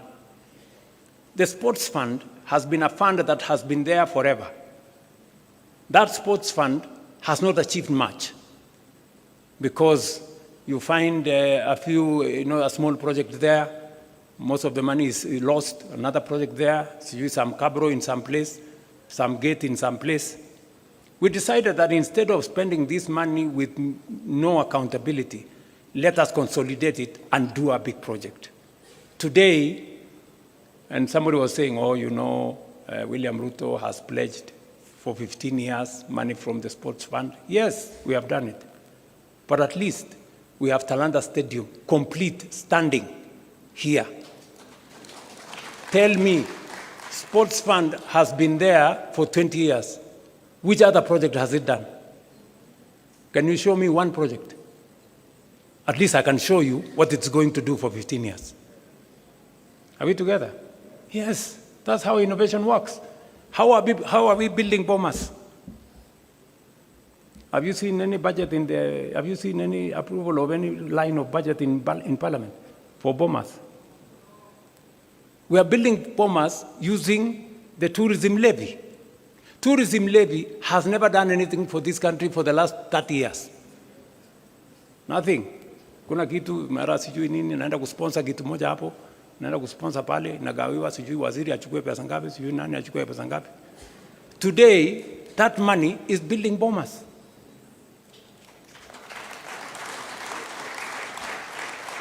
Friends, that is how thinking out of the box looks like. Kwani mlikuwa mnafikiri thinking out of the box ni kufanya kitu gani? If we had gone to borrow money to build all this, we would be in trouble, So we have decided to think outside the box. Securitization. We are discussing today proceeds from some of our mature assets. When we discussed about selling a stake in Kenya Pipeline, many people said, you want to sell the family jewel, or you want to sell this. We've done privatization before. We privatized Kenya Airways, we privatized KCB, we privatized Safaricom, we privatized I don't know which company. But today, we cannot account for the proceeds of that privatization. We are doing it differently. And that is why Parliament passed the National Infrastructure Fund. It is not an experiment, as I said yesterday. It is what other countries have done. It's what India has done. It's what the UK has done. It's what Ghana has done. It's what South Africa have done. And that is the way to the future. This morning, Leo, I rang the bell at Nairobi's Securities Exchange, and we collected 106 billion from the sale of our stake in Kenya Pipeline IPO. And we are going to put that money in the National Infrastructure Fund. Let me explain to you. If we don't have the National Infrastructure Fund, the National Infrastructure Fund gives us a different leverage. It multiplies that 106 billion 10 times. Not through magic, no. Through innovation, creativity, and financing. And that is how we are going to have additional resources to do our roads, to generate more energy, and to do what our senior here, party leader, was saying. He said, we pretend that there is always an emergency in northern part of Kenya, when we know it's going to happen. Because of what we are doing now, we if you read today's newspaper, we have already advertised for several dams. So when I talked about us using the National Infrastructure Fund and proceeds from privatization for building infrastructure, we're not talking about the future. We're doing it now. We've already done the contract for Jomo Kenyatta. That is where about 15 billion shillings is going to go. And that 15 billion shillings is going to enable us raise 150 billion. Just by putting 15 billion. It's the same thing we are going to do with the dams. If you check today, we have already advertised several dams, because that is how we are going to cure the problem of food insecurity. Water harvesting, water storage, irrigation. That's how we are going to eliminate the shame of hunger in our republic. And we are beginning that journey today. Many people were asking themselves, will the National Infrastructure Fund be accountable? I want to tell you, yes, it's going to be accountable. It's going to be accountable to Parliament. It's going to be audited by the Auditor General. It's going to engage Cabinet. And we are going to make sure that no shilling of that money is going to go anywhere except for productive national infrastructure. I will be appointing the board tomorrow. The governing council tomorrow. Then they will be the one to competitively recruit the board, because we want to inject transparency into that space. I was saying this in reference to debt, how we are dealing with debt, and how we want to make debt not a threat to the Republic of Kenya. Number one, we have negotiated with our lenders. Number two, we have rearranged, using liability management, the debt portfolio. Number three, we are using different mechanisms to raise revenues for matters to do with the public infrastructure development. We are using private-public partnership. Finally, the Rironi-Mau Summit Road, we are not even investing money from the public. That is being built using private-public partnership. And that is how we are going to grow our country without putting too much burden on citizens on taxation or over-borrowing from everywhere. So, national debt.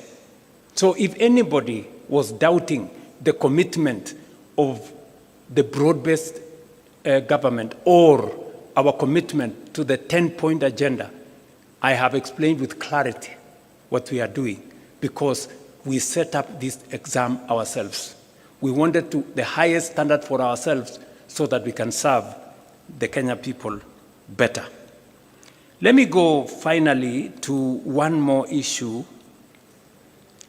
and that is the issue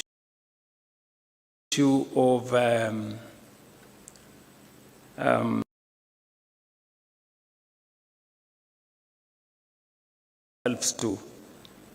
which was peaceful assembly and making sure that the victims of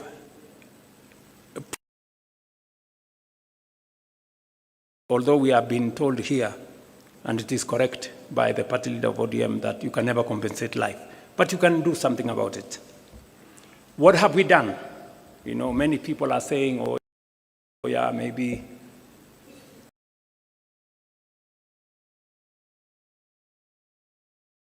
I took the first step and gazetted all the victims, as we talk to you, with the Kenya Human Rights Commission, with the Independent Police Oversight Authority. We have identified all the victims and profiled their names, and we have already made sure that we have a comprehensive list. We did not even stop at 2013. We went back all the way to 2017 to make sure that all those that were affected by protests from 2017 are now captured. So we have already identified all the people in there. We have provided resources. You will be approving 2 billion shillings to make sure that we have the resources to compensate those people. Finally, the court came through and gave direction on how that process should be done.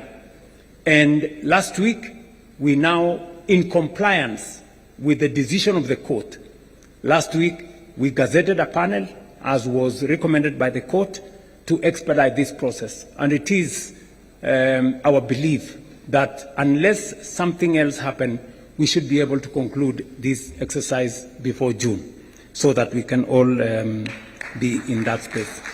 But we are not stopping there. We are saying we want to look at the future. And so I think it will be right for us in this PG to recommend that the Kenya Human Rights Commission propose a law to Parliament on protection of protesters.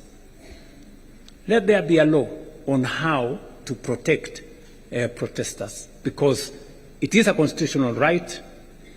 We do not want to propose the law from the executive side of government. Let it be proposed by the Kenya Human Rights Commission in consultation with others, so that we can carry that through. Let me conclude by saying that aside from that, we have facilitated the Independent Police Oversight Authority to make sure that those security officers in breach are held to account. As I speak to you today, 35 cases have been successfully prosecuted and 49 police officers have been convicted. As I talk to you, we have another 30 cases that are undergoing this, and the process is ongoing. We have implored on the Police Oversight Authority to appropriate this mandate as efficiently as they can, so that we can all move together in that same direction. On matters to do with the rule of law, I think it was explained to us here with a lot of clarity. Number one, we are facilitating the courts to make sure that they have the human capital to deliver on this mandate. I did swear in 11 judges of the Court of Appeal. There is an ongoing process of hiring more judges. There is also an ongoing process of hiring more magistrates. We have provided the resources for that. We did provide also resources for the mobility of our judicial officers. They wanted some vehicles. We have provided the resources for them. They wanted the resources to do e-filing across the country. We have provided resources for them. And yesterday, as I said, with the passage of Parliament of the benefits, especially pension benefits bill for judges, yesterday I did sign it into law so that we can give our judicial officers greater capacity and be able to, for them to be able to appropriate and discharge their mandate as is required of them by the Constitution. So, in a nutshell, these are the items I wanted to speak to you about, just as summary of the items that we are engaged in as an administration. And we are not doing this to satisfy the 10-point agenda. No, we are doing this because it is good for Kenya. And because we made a commitment, not by force, but because we wanted to do it. And I am very confident that working with you, we will find the way into the future together. Finally,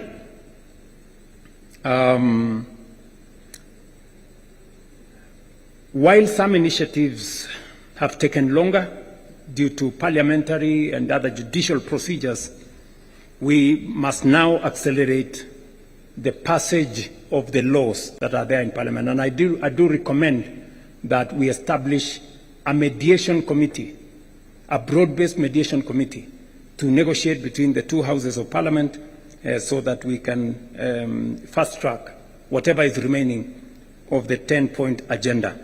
I know the committee, the Oversight Committee, have requested us to extend their term by only 60 days for them to conclude some of the processes they are doing, and I think it is only fair. They have done a great job. I think it's only fair that we extend that by 60 days. I don't know whether that is agreeable to members here. Will as many as of that opinion say aye? Aye. Will as many of the contrary opinion don't speak? Okay. All right. So I think it is so extended. And finally, I want to secure your concurrence that we ask the leadership of Parliament to establish a broad-based mediation committee to negotiate on some of the issues that are outstanding on the NADGO bills that are in Parliament. Do we agree that we establish a broad-based mediation committee? I put a question. Will as many as of that opinion that we establish a broad-based mediation committee say aye? Aye. Will as many as of the contrary opinion shut up? Okay? So I think that is that. And finally, I want to request that with where we have reached, I don't know whether this is the right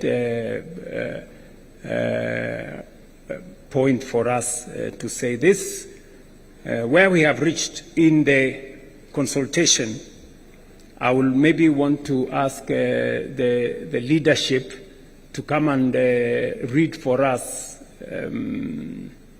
the summary of what we have achieved. But let me say the following, because following consultations between the party leader of ODM and myself, on behalf of all of us, the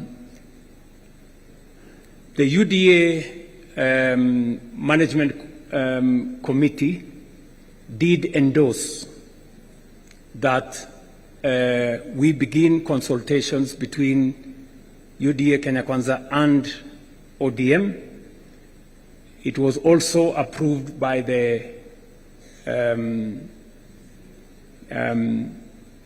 National Executive Committee of UDA, and it was also approved by the National Governing Council of UDA. The same happened for ODM. There was, I think, a meeting of the Management Committee of ODM, NEC, and also the other organs. It is my proposal that this PG endorses what was agreed in the organs of ODM and in the organs of UDA as a means of carrying also the decision as endorsed by this joint parliamentary group. I don't know whether that is a good place for me to put a question. I therefore put a question that as many as of the opinion that they agree with the decisions of the organs of ODM and the organs of UDA on the process of engagement between our two formations, as many as of those who agree with the decisions of the organs of the party say aye. Aye. As many as of contrary opinion say something? Nothing. Okay, they say nothing. The ayes have it. I don't know whether there is another matter. Yes, there is a final matter. Just hold on, Chair. There is a final matter that it is my request and that of the party leader of ODM that as a way of now progressing our consultations in line with the authority given to us by the organs of the party, that this PG endorses the formation of a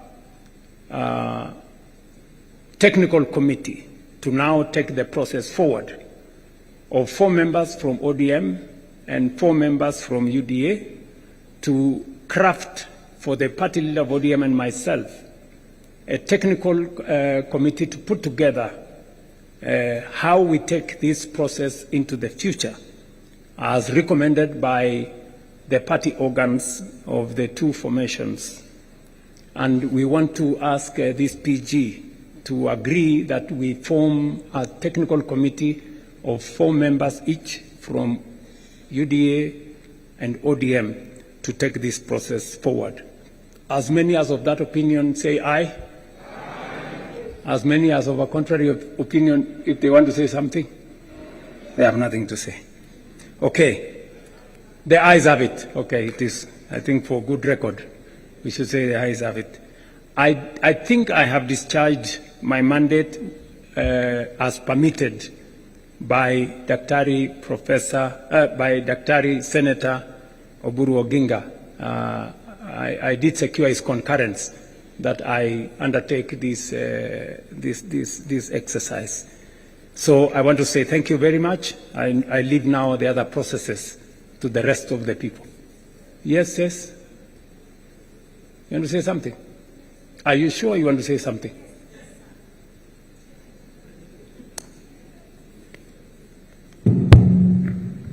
Sir, I'm sorry I have to speak before you come down. Please say something about the 2/3 gender rule. It is silent in this report, even under the recommendations of the ZANI committee. They are silent about the way forward. No, it is not there. It is there. Just mentioned. It is there, Can somebody read out the Chair, it is there, Seth. Your Excellency, please let me read for you. We cannot make such a fatal mistake. You know, Your Excellency. Item number 1, constitutional amendment. Yes. Yeah, but so, you know, sir, you know how critical this matter is. Yes. Your pronouncement means a lot to the women of this country. It is very, very important that this is mentioned right here and now, respectfully.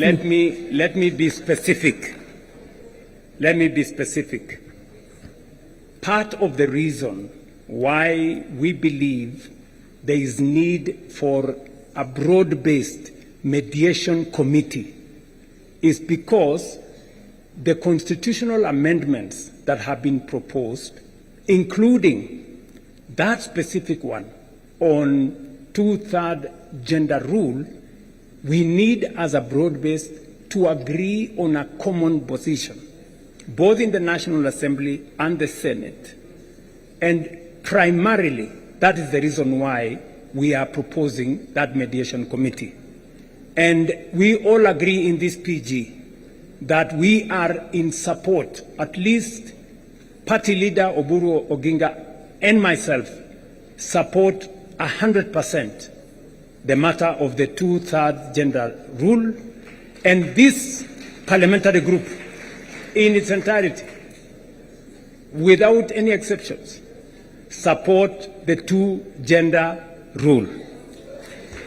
We'll ask 2/3 gender rule. Will as many as of that opinion say aye? Aye. Honestly says, we are all in. Yeah, we are all in. So thank you very much.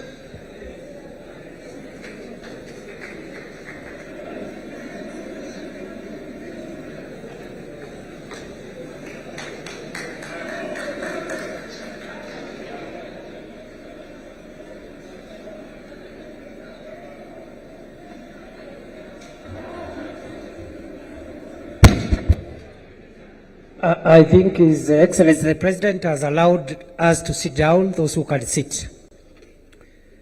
Ni fire, see fire. Ni power, see power. Fire, power. Now, we've run out of time. We will very quickly conclude by acknowledging Your Excellency in this meeting. We have had the attendance of 137 National Assembly members of UDA and 68 from ODM. 137, sorry, from UDA and its affiliates in Kenya Kwanza, and 68 from ODM, total 205. Members of the Senate from Kenya Kwanza, 22, and 38 from ODM, total 60. Iala members, 3 from UDA, and none from ODM. I don't know where the ODM Iala brigade is. The total numbers, National Assembly, 162, and from National Assembly, 106 from Senate, total, both houses, 268. Your Excellency, we also have Excellency governors, maybe those who are still here. I see Waigoro, Sakaja, Mungaro, Mtutu, Governor of Lamu. I see some of them have left, and the chair of the Council of Governors is also present.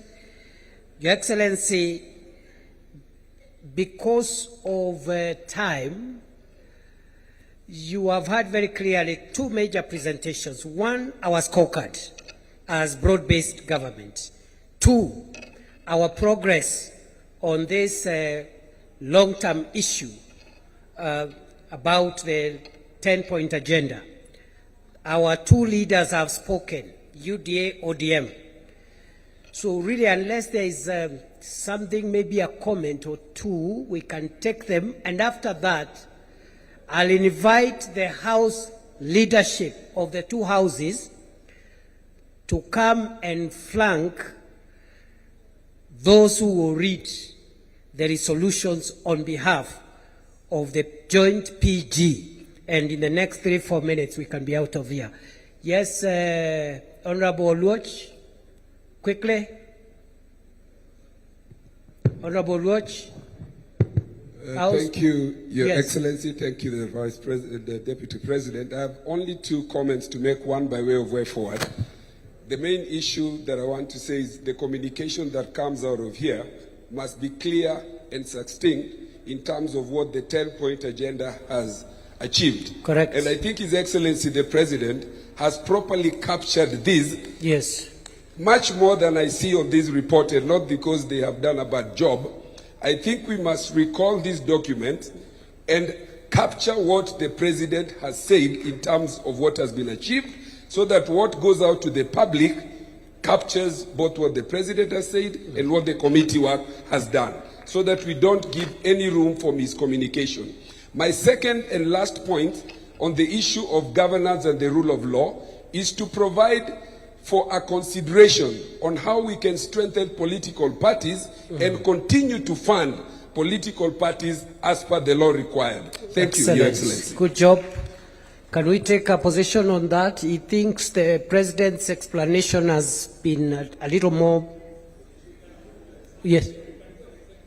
We can do an executive summary and release a dispatch maybe later today, not immediately now. Release a dispatch on the 10-point agenda in a more comprehensive manner.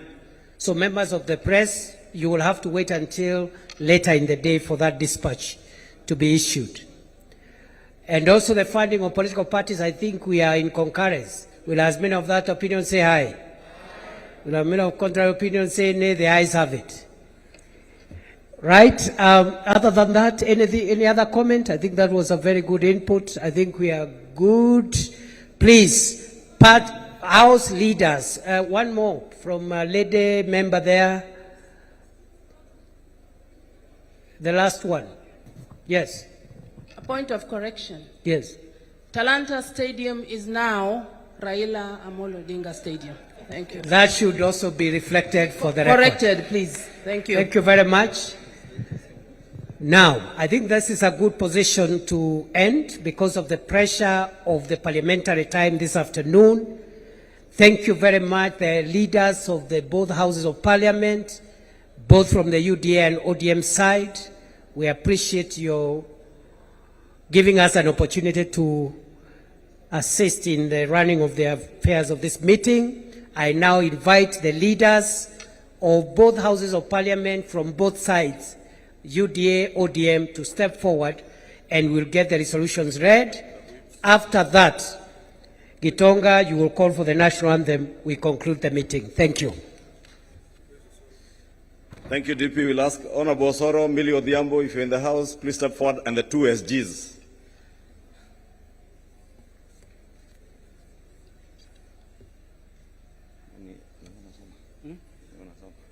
No, you can read page 1, then you can give me the rest. This thing. The resolutions passed.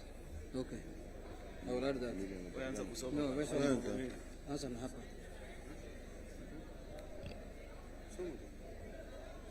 SG. Millie. You can come here.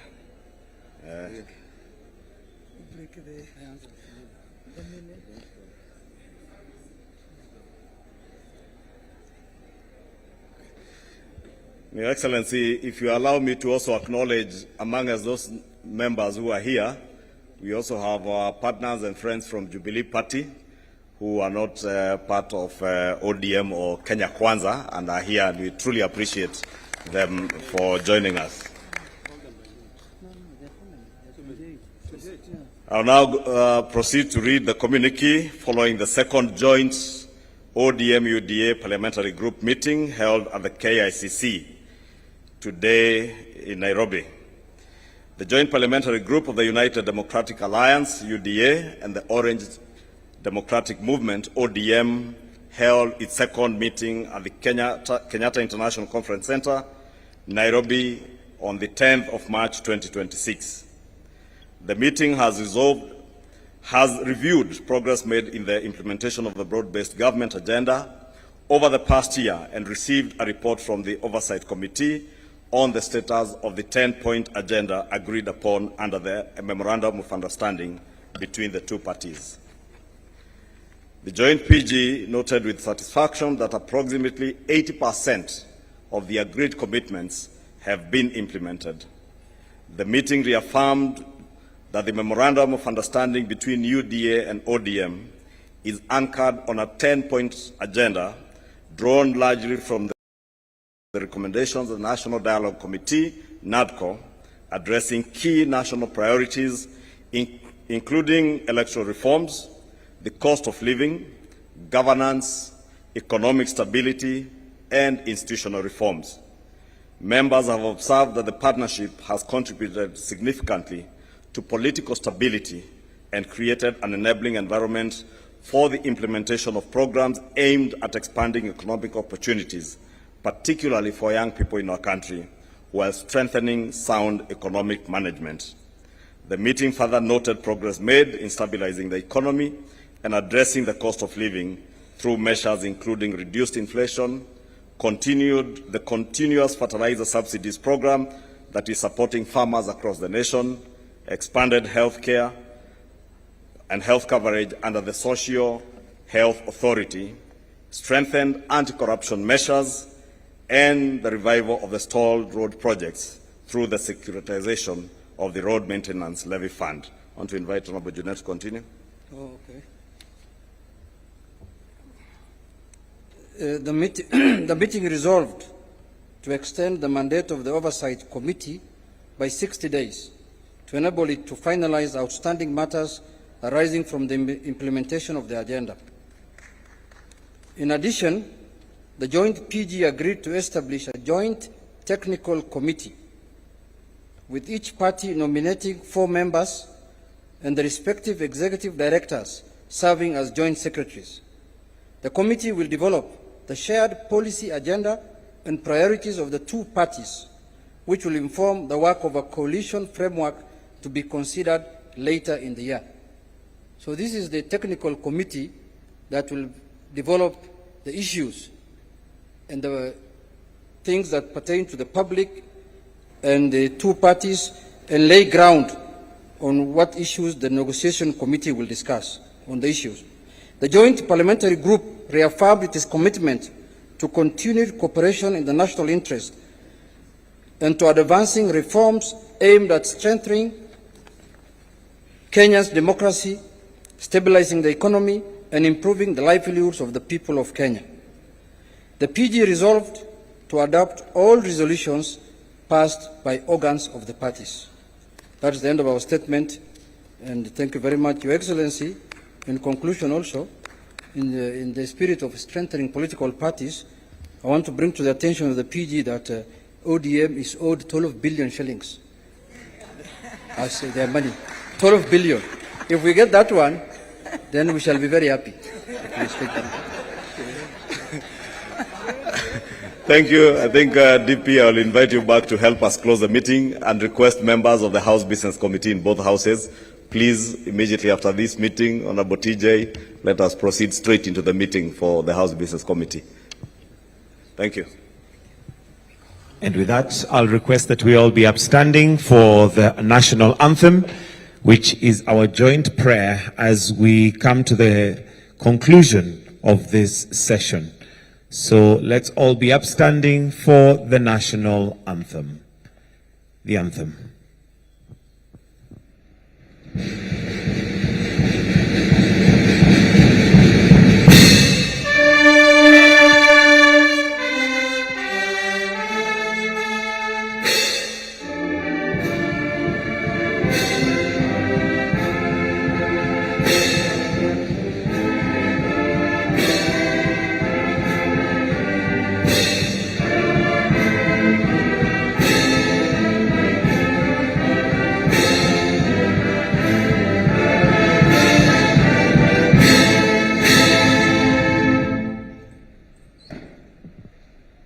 And with that, we'll now allow His Excellency to depart and leave at his own pleasure.